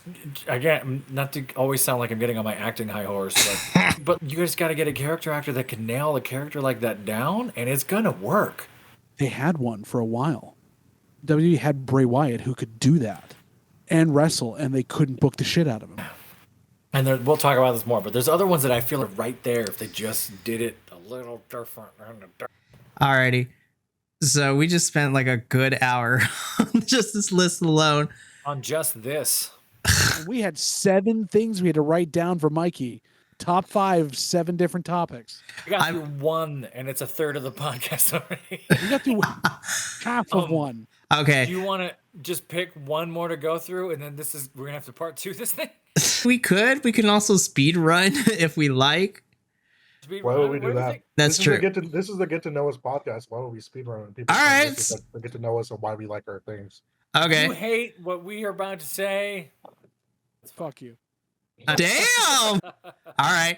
Hey, you know what? We can make this. Vermont, fight me. We can make this into a multi-part. I don't mind. Honestly, this would be great. Good. This would be good. Like have in our back pockets when we don't do other things. We can also anyways. All right. So do we want to go to non-WWE male or do we want to jump into females WWE? I feel like we could round out WWE females, and then we might want to save a part 2 for all not WWE. And just be like, here's all the other stuff you should care about. Okay. So then let's do this. Let's go through top 5 female WWE, and then we'll jump around to some of our favorite matches across the years. Sure.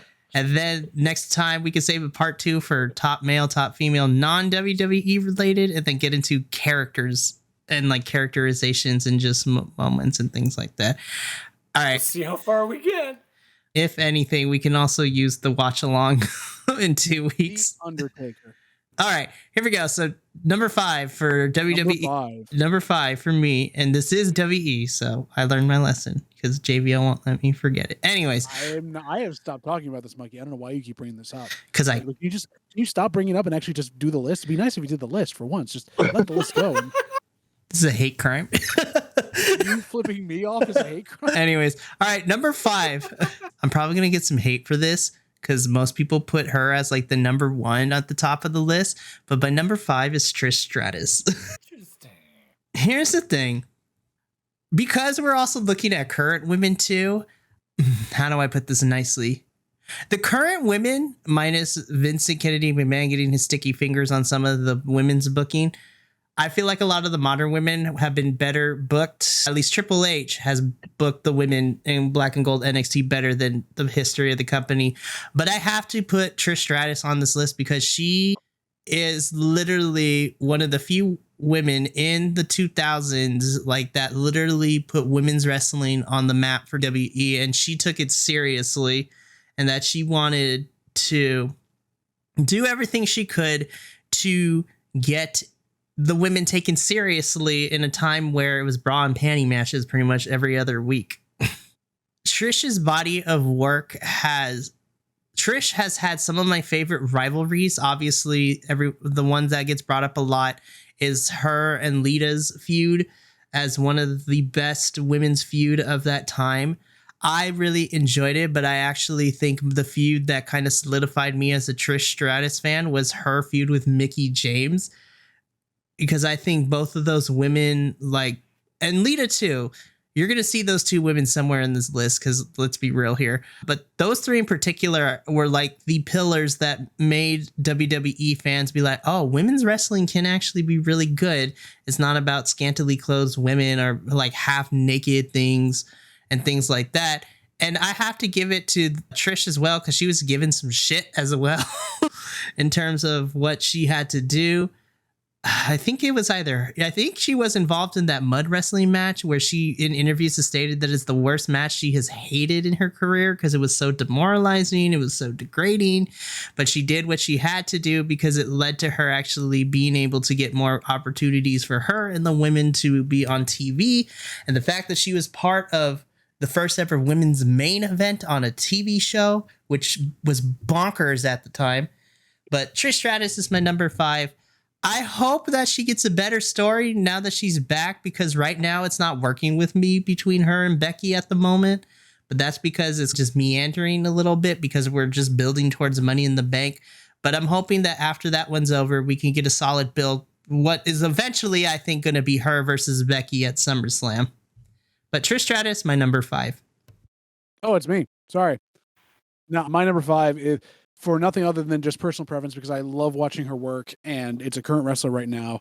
And she's not been given any rope to go with between the injury she's had happen and then no push at all. But I love Tegan Knox. I always have. She is amazing. I want her to succeed so fucking hard and to be shown from the dark matches I've seen her in, from the stuff in NXT when she was healthy. She is an amazing worker and can really pull this off. Give her a shot. I love Tegan Knox. Team Kick forever. This is going to be totally different. This is a pick that I don't think anyone would put out there. For me, women's wrestling, when I was watching and the gesture, I'm going to say Mae Young. I'm going to go all the way back. I'm going to say Mae Young. I did a little bit of the research on her. I knew a little bit of her history. Started wrestling in like the 40s and 50s when it was pure kayfabe and carnival. And if you go back and look, even in the black and white photos, Mae was a looker back then. But there was nothing. We hadn't gotten to bra and panties 1990s. Really, it was still seen as a tough woman, go beat up tough woman stuff.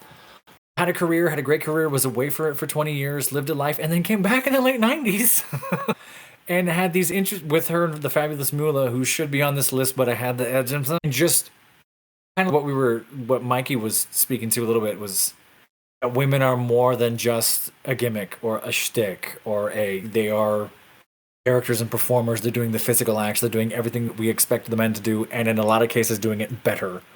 And if you have not seen Bubba Ray Dudley put 77-year-old Mae Young through a table just because he can, and the story behind it where he's literally telling Vince, no, I think that's a bad idea, and Mae pushes him and goes, you're going to do it anyway. And he's, okay, I'm sorry I killed you on TV. His reaction is real. Is him actually going, I just did that to a 77-year-old woman. And part of it, too, is she's alive. She took the bump. Oh, my God. And then she got up and asked him to do it off the stage. Exactly. It was so funny because Bubba, a.k.a. Bully Ray, he said this in an interview with Chris Van Vliet, and he's just, you know what? I didn't want to do it, but she's the one that coaxed us into doing it. She's like, it'll be fine. Mae Young was out here wilding. And I think that's the same interview where he's literally like, America. That's when I realized that we're doomed. They cheered for me when I did that to this nice old woman. But also, he credited her for making his career. Yeah. And I think she was wrestling up until when she passed away. I think she passed away. Pretty much. Yep. Like she was doing matches, and then like a few weeks after one, she passed away. And she was booked. She was on the calendar for other stuff. And the fact that she has it doesn't happen anymore, but the 2 times it happened, she had a whole women's wrestling tournament named after her, the Mae Young Classic. So I think that as far as it's interesting that, how do I say this? It seems like when someone passes away, they're a legacy and a legend for a little while, and then we forget their impact. I think we've done that with the Mae Young, this Moolah, where you realize, oh wow, he really carried the torch. And women's wrestling was buried. 50s, 60s, 70s. It was just house shows and other things. You didn't see it on the TVs. And then it came back in the 90s, and then Mae Young showed up and went, by the way, we've been doing this. Put me through the fucking table. Interject on that. Part of the reason why it was buried was because of fabulous Moolah. Is that true? In general. Yeah, she should be buried and never remembered for a lot of different reasons. But because of her stranglehold on, I'm the only person that trains these women. I'm the only one that gets paid by them. I basically send them out as sex slaves to my male counterparts to sell them out on that stuff. Moolah held on to women's wrestling and basically said, if I can't do it and you don't book me, this isn't going to happen. And so I've heard bits and pieces of this legend. I just don't know enough about it, but I've heard that. Moolah ruined women's wrestling and even ruined it in the 80s and stuff like that. Wendy Richter was one of her acolytes that got the title, but because of Moolah took it off her to be in the spotlight in the 80s. And while you bring her up, and I understand she's part of the history, like I feel like she shouldn't be titled Mae Young, even though they were. That's my own personal thing on this. Like Moolah is like the yellow and red person we don't name. We just don't talk about. Right. See, and maybe I just don't know enough about her in that history. I just knew Mae Young's really well because for some reason I knew. And Mae Young is amazing. Yeah, Mae Young's amazing person. But I'd heard that Moolah was taken. This is another podcast. Sorry. We can have our own version of Dark Side of the Ring going into that. So, Minnie, who you got your number 5 for WWE women? My number 5 is the ninth wonder of the world, China. Nice. I haven't done a lot of watching the women's wrestling because I just started doing it recently when I started really getting back into wrestling. When I was watching when I was younger, I was like, I want to watch a dude get thrown through a table. Really don't care about the bra and panty matches because I was a young kid. And back, it was the early 2000s that they're still weren't the best. But China, what she did with DX, her winning the IC belt, all the crazy shit that she did, China, and then it was more the legacy, the impact she left on wrestlers that are around now. Like one of the things that broke my heart, I think, was a Scott Hall. They asked, oh, it was X-Pac. They asked a question. He goes, "He goes, what was your biggest wish right now?" And he goes, "I wish China was still around." I'm like, that kind of tells the kind of the impact that she had on the wrestlers that she was around, what she did. So that's why I think she's deserving of the number 5 spot for me. Sure. Number 4. So this one's also like for me, my number 4, just because for me, up until this point, so we're entering the Divas era of WWE, right? So maybe a little less bra and panty matches, but a lot of the women's wrestlers during the Divas era were mostly just hot girls and models and twins in certain cases. But then as the Divas era kept going, we got introduced to some women that actually were good on the mic and were good wrestlers. Poor Natalya, she had to struggle through the Divas era too, as like the only one that actually was a good wrestler, and I still don't think she gets the proper credit she deserves, but that's neither here nor there. My number 4 is actually going to go to, I'm going to cheat because I'm going to put 2 here because it was hard to pick because both of them, I think, jump-started women's wrestling in WWE once again being taken as this thing where we know the women's wrestlers. So the women's wrestling is actually better than the men's wrestling in a lot of cases because these women can go. But a tie for number 4, I'm going to give it to AJ Lee and Paige. Like during the Divas era, those 2 women did both hold the Divas title before it got retired. And I think these 2, there was something there that kind of started the spark. It was like, oh shit, women's wrestling can be taken seriously and that women can actually be good in the ring. And it's not just, oh, look at how hot we are. Paige, Saraya, whatever you want to call her now, like before getting injured, homegirl was 19 when she came up from NXT and she won the title on her main roster debut. That's just how much amazing she was. And then AJ dropping her own mini pipe bomb when she said, it's like, most of you women are here to look pretty or for the ratings, or you do whatever you need. You're not here to wrestle. And watching that promo, just watching all the women do their thing, but you could see that Natalya was like, damn, this girl is speaking some truth. So those 2 for me started what would later become NXT. And I think that Paige and AJ, they both, I don't want to say paved the way because that's not true, but they were my introduction to be like, oh, wait, women's wrestling can actually be really good.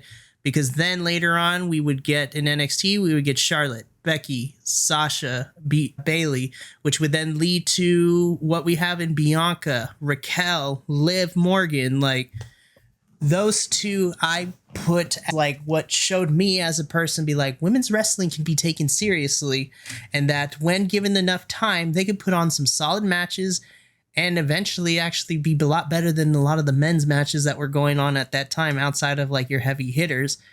And honestly, those 2 have helped me do more research on my women's wrestlers.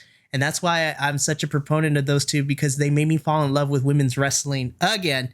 And it's now evolved into, there's so much female talent out there. It's just, yeah. But my number 4 is a tie between Paige and AJ. I'm not going to take more time. My number 4 is the exact same as yours, Mikey. Hey, nice. Literally was the exact same for the same reasons. Going on to the professor. Yay. It falls to me. I'm torn on using this one for a few reasons, and you'll understand when I mention it. And in fact, I'm going to call an audible on my own thing. I'm going to flip a few things around. I'm gonna make it endless because I like Shotzi. I'm going to put Shotzi in my top 5. Yes. Yes. I stand Shotzi in this household. Shotzi's great. And we've she talked is about on it every one of my GM mode picks for when I do GM mode in WWE 2K. She's always on my roster, and she's always the title holder going into the season. And she's so genuine. She's having a blast. Her promos are always great. Like she's running circles around all these. She runs circles around the content, is basically what I'm trying to say. You can give her anything, and she's going to sell it, and she's going to have a blast, and she's going to call anybody out. Yeah, But flying nothing into a carefooted clutch. It works really well. That's great. Her and Natalia's as a tag team, I did not hate. I thought it was okay, fine, whatever. But I feel like Shotzi can work with anybody, do a great job. Some of the indie, if you've ever seen her indie stuff from right when she started, when she was doing house shows in the middle of nowhere, Oakland, and the random warehouses, Shotzi was doing crazy shit, and still does. Her jumping off and doing suicide dives and getting caught by 4 people. She was hanging from the rafters and jumping from lights and doing psycho things back in her day. So I'm really excited to see where she's going. I fear that she's getting pushed into the coolest mid card ever, which makes me sad because I hope that potential gets better. I think they've given her a ceiling, which makes me sad. Because she doesn't have a finisher. She needs a finisher. She just needs a finisher. And then maybe they'll push that. Shoot him with the tank. Fuck it. I don't know. Do anything. She has everything else. She has a cool fucking entrance, like, depending on the city. The crowd is behind her. She is amazing on the mic when given the time and not forced to regurgitate a piece of paper that was changed in 15 minutes. Like, when you let her be her, like when she hosted the 2 years of Halloween Havoc, when you just let her be her, it's amazing. She's great. I love Shotzi. She's a total professional working on a shitty indie horror movie that I was in. She was a blast, and those are stories I can't quite tell. Not that she's ever going to hear this, but if you want to hear some of those stories, I can tell them to you. I do. I wholeheartedly do. They're hilarious. In our IMDb, our movie, which is rated 2 out of 10 stars on IMDb. Oh, you got 2. You got 2 whole stars. Shotzi's great. Moving on. Oh man, my number 4 is Natalia. Hey, really? I like Natalia a lot. I think she was one of the legitimately good wrestlers during the Divas era. She struggled through it, slogged through it, and here she is now, still one of the longer tenured veteran female wrestlers on the roster now. Incredible wrestling, of course. She's a heart, so of course she had some of the best wrestling features you can have on the entire planet. And then her personality, she's funny. She's a great person. She's just like individually an awesome individual. And she's just all around a good person, great wrestler, does well in the mic, does well in the ring, no matter what kind of spot you put her in. Unfortunately, she got squashed at a Night of Champions, but she's awesome. So I like Natalia. She's my number 4. Fun fact, Natalia is the only woman who has been to every single Saudi Arabia show. She was the part of the first one when the women were given there, and she's been there almost for every Saudi show as part of wrestling. I just want her to get more credit. I like JVL's idea. Make her the leader of a faction called the Heart Dungeon. Yep. Okay, number 3. So this might come as a surprise, but my number 3 is going to be Alexa Bliss. Ooh. So here's the thing. In this modern iteration of the female wrestlers, like, everyone immediately always names the 4 horsewomen of NXT: Charlotte, Mercedes, aka Sasha Banks, formerly known as Sasha Banks, Bayley, Becky, and those 4 women definitely were a foundation for NXT. But I feel like a lot of people don't talk about how important Alexa was a part of that class of women too, because I really fell in love with Alexis when she came to main roster, and when she ditched her cheerleader gimmick for I'm going to be this mean girl and I'm just going to dominate. And just for me, Alexa is like one of the first examples of how NXT as a developmental can actually work really well. Because this girl had no experience when she got signed, and just to see how the leaps and bounds she has grown between her time in NXT to main roster. She still has some of my favorite matches. Like, I really enjoyed her tables match between her and Becky, where she beat Becky by putting her through a table and winning the championship. She's creative has let her down a little bit. Like, she still was a part of that god-awful This Is Your Life segment with Bayley. That did nothing for either one of those women. That was awful. But I feel like Alexa doesn't get a lot of credit because she is so good on the ring. She is good on the mic. She is part of one of my favorite mixed match teams of all times, Team Little Big all the way. And she really well with everyone. And the fact that because she's so small and she's also double jointed, she can sell the hell out of a lot of moves too. Like I remember, I believe it was her versus Sasha, like where Sasha grabbed her arm and twisted it. And because she's double jointed, it made it look like Sasha pulled her arm out of her socket. Alexa, I think she's been missing a little bit because she is pregnant with her first child. So I want to wish her congratulations. I love her. But my number 3 is Alexa because I think she is very talented. And sometimes when we talk about the top women of that class of NXT women, sometimes she gets looked over because Homegirl she's won a lot of championships, tag team, singles. Like she is up. I put her up there with Becky and Charlotte and Bayley and Sasha too. It's just that I feel like she always gets left out of the conversation because she's not the 4 horsewoman. 5 Feet of Fury. But Team Little Big forever. But that is my number 3. My number 3 is Ivory. Which one? See someone? I was like, which iterate? Both. Yes. Yes. Okay. You want to watch someone who can take craptastic booking from the Attitude Era in the bra and panties era, still be the worker that basically could outwork everybody else, and take on people in the entire range from a very early or late in their career Sable all the way through to China and like Lita and Trish. Ivory was the one that held that division together. You needed someone to come up on Raw and do a women's match and make it look real. You got Ivory. You want someone to sell a schoolmarm persona and be against all things in the right to censor? You get Ivory. You want someone to be the valet that with Mark Henry when he's sexual chocolate and still be better on the mic than he is? Oh, good Fucking knowledge. Ivory. Oh, I forgot Sexual all about chocolate. that. That is such a fun gimmick, bro. I will go man. to town and say there are many other more famous people in that division. There are many more people that people remember. The bridge that held it together, honestly, in a way, and this is not degrading her, the Natalia of her entire time was Ivory in the Attitude Era. Great.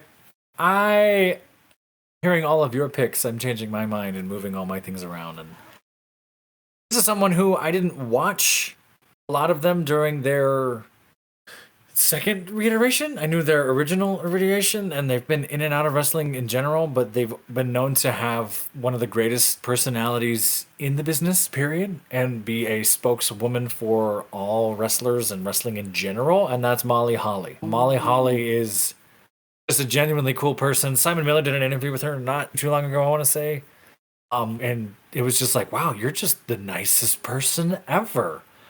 One of Dean Malenko's, I want to say Dean Malenko only had a handful of female proteges. I might be speaking out of pocket. I don't remember, but I know Molly Holly was one of them in the research that I looked at and what I remembered.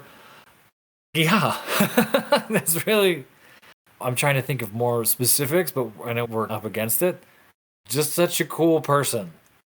And someone that like we were talking about, in an era of bra and panties matches and subjugating women and treating them like objects. Right. Molly Holly. Go ahead. I was just going to say, for me, it's hard to not like her because even outside of her wrestling character, she's like the sweetest thing ever. Sweetest, nicest thing She's ever. backstage trying to help the women get over. And lest we forget, she didn't argue. She agreed immediately when she lost the match to get her head shaved. She's just do it. Let's do this. Let's get these women division over. And so she was down to get her head shaved. I was like, you go, Molly Holly. She was. I'm looking. I'm reading. I'm checking up my stuff right now, making sure about this. Yeah, she was a power plant. So WCW power plant protege came out of that too. So I'm checking out my bones here. Oh yeah, There's another. She was one of Dean Malenko's only female students. I was gonna say Dean Malenko had 3, and she was one of them because he was like, "Yeah, you need to come work with me and get through all this." Yeah, could probably do any move, anytime, to anyone, anywhere. Could work with anybody. She trained with Sean Waltman as well because Sean was training with Dean Malenko at the time. So she, like, basically having the 1, 2, 3 kid as your partner, they were the two that he used to put into any scenario to teach people what to do. Imagine those are your training partners. Just Molly Holly as a advocate and spokeswoman for all good that is women's wrestling. I think that's a fair pick. Yeah. Number 2. No, it's number 3 for Minnie still. Number 3, Minnie. Number 3, probably the greatest women's champion of all time, Santina Marella. No! No, I'm not going to go into too much because they've already been talked about. My number 3 is going to be AJ and Paige. That's my number 3. Kind of intertwined. Yeah. Saying something. Yeah, but Those are my number 3. Yay. No, number 2, Mikey. Number 2, if you listen to previous episodes, I also think she doesn't get a lot of credit. And she was in WWE, and then you might find her on my other list later. But my number 2 is Mickie James. Mickie James for me in WWE, again, I feel like her and Trish and Lita are the 3 women that held down the women's division in that weird time of bra and panty matches in the early 2000s. To go from being the stalker character for Trish to having multiple women's and Divas Championship title reigns was just amazing. I respect the hell out of Mickie because she believes in women's wrestling so much. And granted, whatever problems you have with NWA, she was there for a very long time as a back for representing the women as far as getting them over, booking the women's division, building the women's division in NWA, and giving so many girls opportunities, up and comers to girls who are a little more well established. And for me, Mickie James can work really well with any opponent you give her, from Trish to Lita to her feuds with the likes of Melina. Her and Alexa Bliss went back and forth a couple of times. She had a match against Sasha Banks, which was a lot of fun. And I feel that in WE per se, people tend to overlook her just because of the fact, I think she's one of the few women that has found success in WE, but she also found success outside. So you may see Mickie come back up when we talk about her non-WE, because her recent Impact run, despite being injured and having to vacate the title, has been some of my favorites of her work. And I'm still upset the way that WWE treated her when she got released and the trash bag incident heard around the world. And then the fact that she got the last laugh by being able to come back for the Royal Rumble 2 years ago and be introduced as the Impact Knockouts champion in the WWE event. So it's amazing. But Mickie James, my number 2. Awesome. My number 2 was originally going to be Chyna, and for a lot of the same reasons that Minnie said, Chyna was up there. But I was thinking to myself, Chyna influenced all of them, and Chyna is, again, across the board, an amazing choice. But one of the influences that she had, and especially going into a period where women's wrestling was really into nothing, was Beth Phoenix. Beth Phoenix taking that role from Chyna, which had been brought in, and taking that powerful Amazonian, like, just feel and everything else in a time when there weren't a lot of competition. Victoria, Jazz, a couple of the others. Beth Phoenix carried that division for a while and had the chops to be with one of my other favorite wrestlers of all time, who was like my number 7 or 8, Santino Marella, for all of it is. Like, goofy wrestling for life. That duo was amazing. Beth Phoenix was also, like, she made do with whatever. Her being partnered with Santino. She was Great Khali's lover at one point. Yep. I love the Glam Slam is Beth. I miss her on commentary. Something that makes me really sad about women's wrestling is that I wasn't watching wrestling from 04 to 11. What women's wrestling? Fair, but Right. like a good chunk of Mickie James, for example. I didn't see them fighting. I knew, probably because to me it was, I'm not interested in divas and brown panties matches. I want to see wrestling stuff. Little did I know, years later, it was like, oh yeah, I didn't see this work, so I have to go back and watch a lot of this stuff. So if my picks seem dated, I apologize to the masses. But I'll do my homework, I promise. My number 2 pick, which is difficult because in my head, we're getting to that point where it's like you're making big decisions. My number 2 is Lita. Because I watched Lita growing up and the beginnings of Lita's career when wrestling was finally going, let's put the women on stage, was always interesting. The feuds were fantastic. I want to say it must have been the first Edge Lita feud right in there. And I think even, dare I say, Val Venus, I think, is in there somewhere too. There's these weird, like, what the crap characters. There might even have been a sexual chocolate Mark Henry Lita storyline in there too somewhere at some point. But Lita being high flying and doing great matches all the time and still doing it all these years later. And it's Lita and Trish right there for me for various reasons, but I just always watched Lita, and there's this interesting moment when I see Lita now. It's just sort of, you're still there. Everything's gonna be fine. I don't know what that is. Yeah, you feel like you're at home. Oh, hey, there's a through line there. All right, fantastic, cool. But I need to do my work on watch some of these matches of these performers you're talking about because I want to know more. Minnie, number 2. My number 2 is it's kind of stupid that I have another tie, but it's going to be between Bailey and Sasha Banks. Because back when I started getting back into wrestling and started paying attention to women's wrestling, they were being pushed super heavy, both of them. And they're both just incredible in-ring competitors. I watched a guy on YouTube, his name is Dr. Bo Hightower, does a lot of chiropractic / muscle work with a lot of combat sports athletes. And I watched the interview he did with Bailey. It made me love Bailey as a person. Watching what Sasha is doing right now as Mercedes on the outs, doing incredible things in other companies, showing that even our women that WWE produce can be some of the best wrestlers on the planet. And they're both kicking ass, taking names. Bailey has some of the best ring attire I've seen when she comes out, especially at Mania. She looked really good. Her matches in NXT were phenomenal. Overall, just two incredible wrestlers, incredible people. Just awesome. Amongst these boys, they probably already guessed who my number 1 is, and I've shared this story on numerous occasions. See, this is where it gets hard because there's so much women's talent across everywhere. I'm still upset. WWE was really stupid to let Taya Valkyrie go.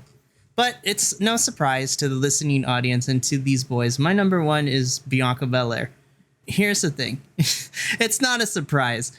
And I'm going to share the story again because it's, for a lot of us here, professional wrestling is a form of entertainment, but for also, and this is why I love these boys here, these gentlemen, because there are moments in wrestling history that resonate with us and they just stick with us and help make it a part of our own life stories. So the reason I love Bianca Belair is for 2 reasons. Number 1, she is one of the first of the new class of NXT women, while it was still black and gold. To see her develop from the beginnings of NXT to where she is now is just like Bianca Belair is a star. And my favorite thing about her is that the last 3 WrestleManias that she's always does, and again, this might be a little eye-rolly for some people who don't get it, but the last 3 WrestleManias, her entrances she's always brought an aspect of her culture and her heritage. She's just all about the blackness, and I love that within her because she represents herself very well. From WrestleMania 2 years ago when she brought out the HBCU marching band, it was just amazing, to this year with the Compton dance team with all the little girls dancing her into her event, and her entrance at WrestleMania this year was amazing. But Bianca holds a special place in my heart because she and Sasha Banks main evented that WrestleMania in Tampa a couple years ago. And for me, this is a personal one because Bianca was part of one of the last memories I was able to make with my grandmother before she got sick and passed away a couple weeks shortly after that. Bianca versus Sasha was the last match that me and my grandma watched together because during the COVID times, my grandma would always come over and we would watch the pay-per-views, and she fell in love with the women's wrestlers as much as I did. Her first match, the first pay-per-view we watched together during that time was the War Games between the women's when Io Sky became Oscar the Grouch and jumped off in the trash can. That was her introduction to women's wrestling, and she's like, I like these women's wrestlers. I'm like, me too, Grandma, me too. But Bianca holds that special place because she is part of probably one of the best times, and being able to have the last couple of months with my grandma before she passed was just enjoying women's wrestling together, which is weird because outside of myself, none of my other family members liked professional wrestling, and my grandma surprised me as one of those people who did. But then again, she's hardcore old school Mexican, so she watched like the old school like Mexican lucha libre stuff on TV and everything. So I was just like, damn, Grandma, like, how did I not know this? She's, oh, don't worry, mijo. Like, it's always there. So now I know where I get it from. So Bianca Belair is going to be my number 1, and I don't care what nobody says. She will probably always still be my number 1 because of how special she made that moment with me and my grandma and all the time we got to spend together, that important and that more memorable during the pandemic. So Bianca is my forever number 1. Nice. My number 1 actually follows the professor's number 2. There were Trish fans, there were Mickey fans, all the things in there. I was a Lita fan. Always was a Lita fan. Still am a Lita fan. I watched live when she came out as S.A. Rios' valet and Hurricane Rana off the top rope, helping him win his first match on Heat. Like I remember that in the red pleather with the giant monster tag. Like, there was Trish and all that stuff, and the clean cut girl who was also very much put together that way. There was Sable, the blonde bombshell. There was all these things, and then there was this red haired, tattooed, badass woman who could hang with the boys, who was part of the original Team Extreme, who threw herself into everything, and yes, had as scary a moonsault as Io Sky now, where you don't know if they're going to hit it correctly, but it is beautiful to watch. And the same thing, John, you're very right. Watching Lita even perform nowadays, like if I see Lita in a match, even if I'm worried she's going to botch a few things, I'm like, this is good. I'm in a good place. I am where I need to be. So my heart always to Lita. That's awesome. Yeah, it's just, there's this sort of, and the Edge had this too at some time, this beautiful chaos sort of moment, that fine line of, oh, we're all going to die. Oh, but that was beautiful. You're all in on all of that stuff. My number one, because I'm of that age and era, and I'll bring this back to Lita actually, my number one is China. Because China made the world stop and listen and care. Because China was doing things that all of the old timers were saying, oh, you little girls, I bet you can't do this, bet you can't do that. China shows up and is overhead pressing dudes. Bam! Monster slams. If you go back and watch China's power bombs, they are probably the most devastating and horrifying of any other wrestling performer of that time. Like when I think power bombs, I think Sid Vicious, and I think some of these other massive, whoa, that's 15 feet high, and look at this thing. China was trying to throw you through the earth. It was trying to remove your soul from your body every time.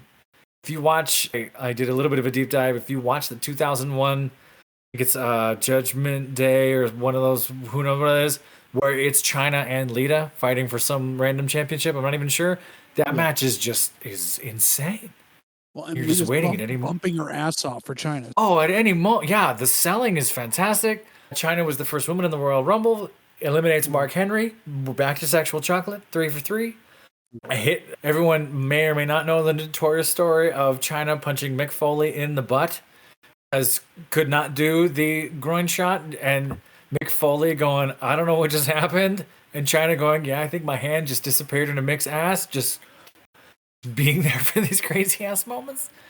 Tragic to hear about everything around her passing away and the final months of her life, which is devastating and hard to talk about and to mention, but was genuinely well liked and loved and taken care of, and everyone wanted to be around her and support her. It's just sometimes in this business, the tragic stories you can't avoid. And that's really heartbreaking. When you sometimes when you watch these China segments, which I watched a handful of them, and I remembered a few before just now, you're seeing it's China and Eddie Guerrero and the other wrestlers who've passed, and they're all right there. And for a brief 6 months, they were all in the same room at the same time, but it's ephemeral. I think China represents that, and China made it. I don't want to say made it cool, because it's not necessarily what I mean, but made us like, I demand you watch this. You will see us. We're gonna do this. And she socks the shit out of Mark Henry. If you have a chance to go see that, go watch it. She just barrels into him. That's my number one. My number one is another modern one, Becky Lynch. She's my number one. My opinion, the best female wrestler of all time. She technical, incredible, she's hilarious. She's funny as hell. She's great on the mic. She's great in the ring. She's great as a person. Everybody loves her. She's orange hair, which is awesome. Her man gimmick was probably one of the coolest things ever. The stuff she does in the ring is like half the dudes can't do this. And she's out wrestling most everybody. She was part of one of the main events of the first female main event at WrestleMania. So that tells you how good she is as a performer and as a wrestler, as a ticket seller. I don't know what else will. Come on, she's also married to Seth freaking Rollins, and they have the cutest relationship I've ever seen in my entire life. They have a whole ass baby together. Yeah, he's going to be the best wrestler of all time. Watch. Of all time. But they also look at her as a human being. Oh my gosh. She was crying backstage watching Sami Zayn. Oh my gosh, that video killed me. I was like, she is the sweetest thing on the planet. Protect her at all costs. Nobody could not smile. Even Roman, like it was really creepy. He smiled, but dude was smiling. Like nobody could not smile at that moment. Yeah, that was incredible. And it's just she's an incredible human being. Everybody loves her. She loves what she does. and she supports everybody. She's just awesome, and that is, in my opinion, people love, granted, I watched during the time of Lita and Trish. I'd never liked Lita because I really liked Matt Hardy as a kid, and I was like, no. Sure. And watching John Cena roast the fuck out of her just made me really not like her, because Edge is the reason why I hated, like, heels. No, you're bad, and Lita was there. So Sure. I wasn't a big fan, but like Becky Lynch is like she is my top There you film. go. I can also try to speak for the professor on this too. It's also really cool to see a wrestler who studied clown before they went and became a wrestler. Which I forgot about, and thank you for reminding me. I heard about that. She went to clown school, Yeah, was it Barnum and Bailey learned all that stuff? Right. Oh. which shows in Awesome. her selling and her ability to work in the ring and whatever she does. Her physicality, it's all based in performance. Can we also talk about how Becky has unintentionally has some of the greatest visual moments, like when her nose got busted up and she was bleeding all over the place, and that's what Isn't that the second time this happened? No, the first time it happened is like the genesis of the man gimmick. But then when she was in her Kill Bill outfit at Night of Champions against Trish and just blood, I was just like, yes, that is the epitome of. Yeah, I was like, the epitome of Kill Bill. Her outfit was so good. That could be a whole nother episode. She's covered in blood, crying at Sami Zayn's entrance. Exactly. That could be a whole other episode too, where we talk about some of our favorite like wrestlers and their fashion game, because I think we need to. we need to. All right.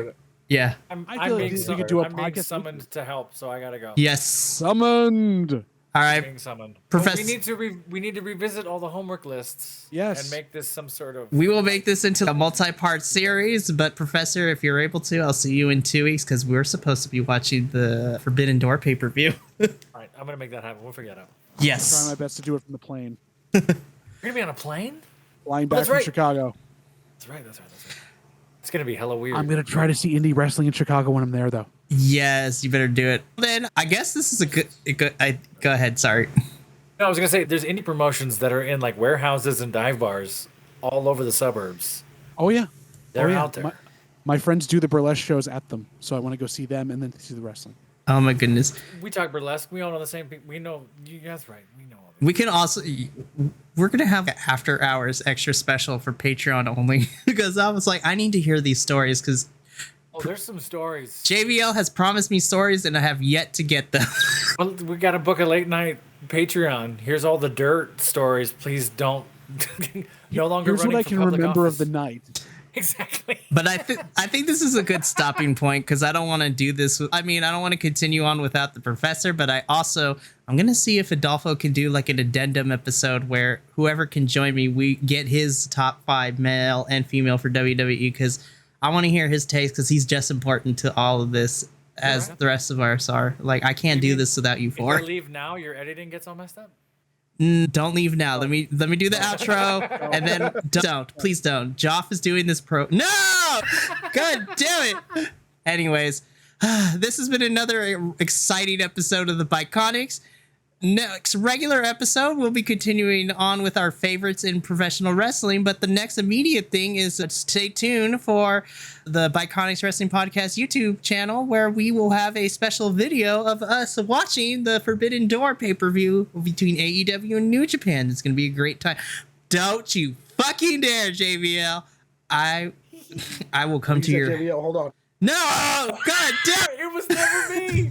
It was never me. It has devolved into chaos. But to all of our listening audience out there, and viewing audience too, since this is a video cast, thank you so much for tuning in to another episode of the Bi-Conics. Until next episode, we'll see you later. But until then, ta-ta for now. Thank you so much for tuning in to another Vibe Tribe production. What's gonna happen next time? Well, you're gonna have to tune in to find out. But until then, remember, audio podcast land, take care of yourself, love one another, and as always, make sure that you keep the good times rolling. Thank you for being here, and we'll see you next time. Bye-bye.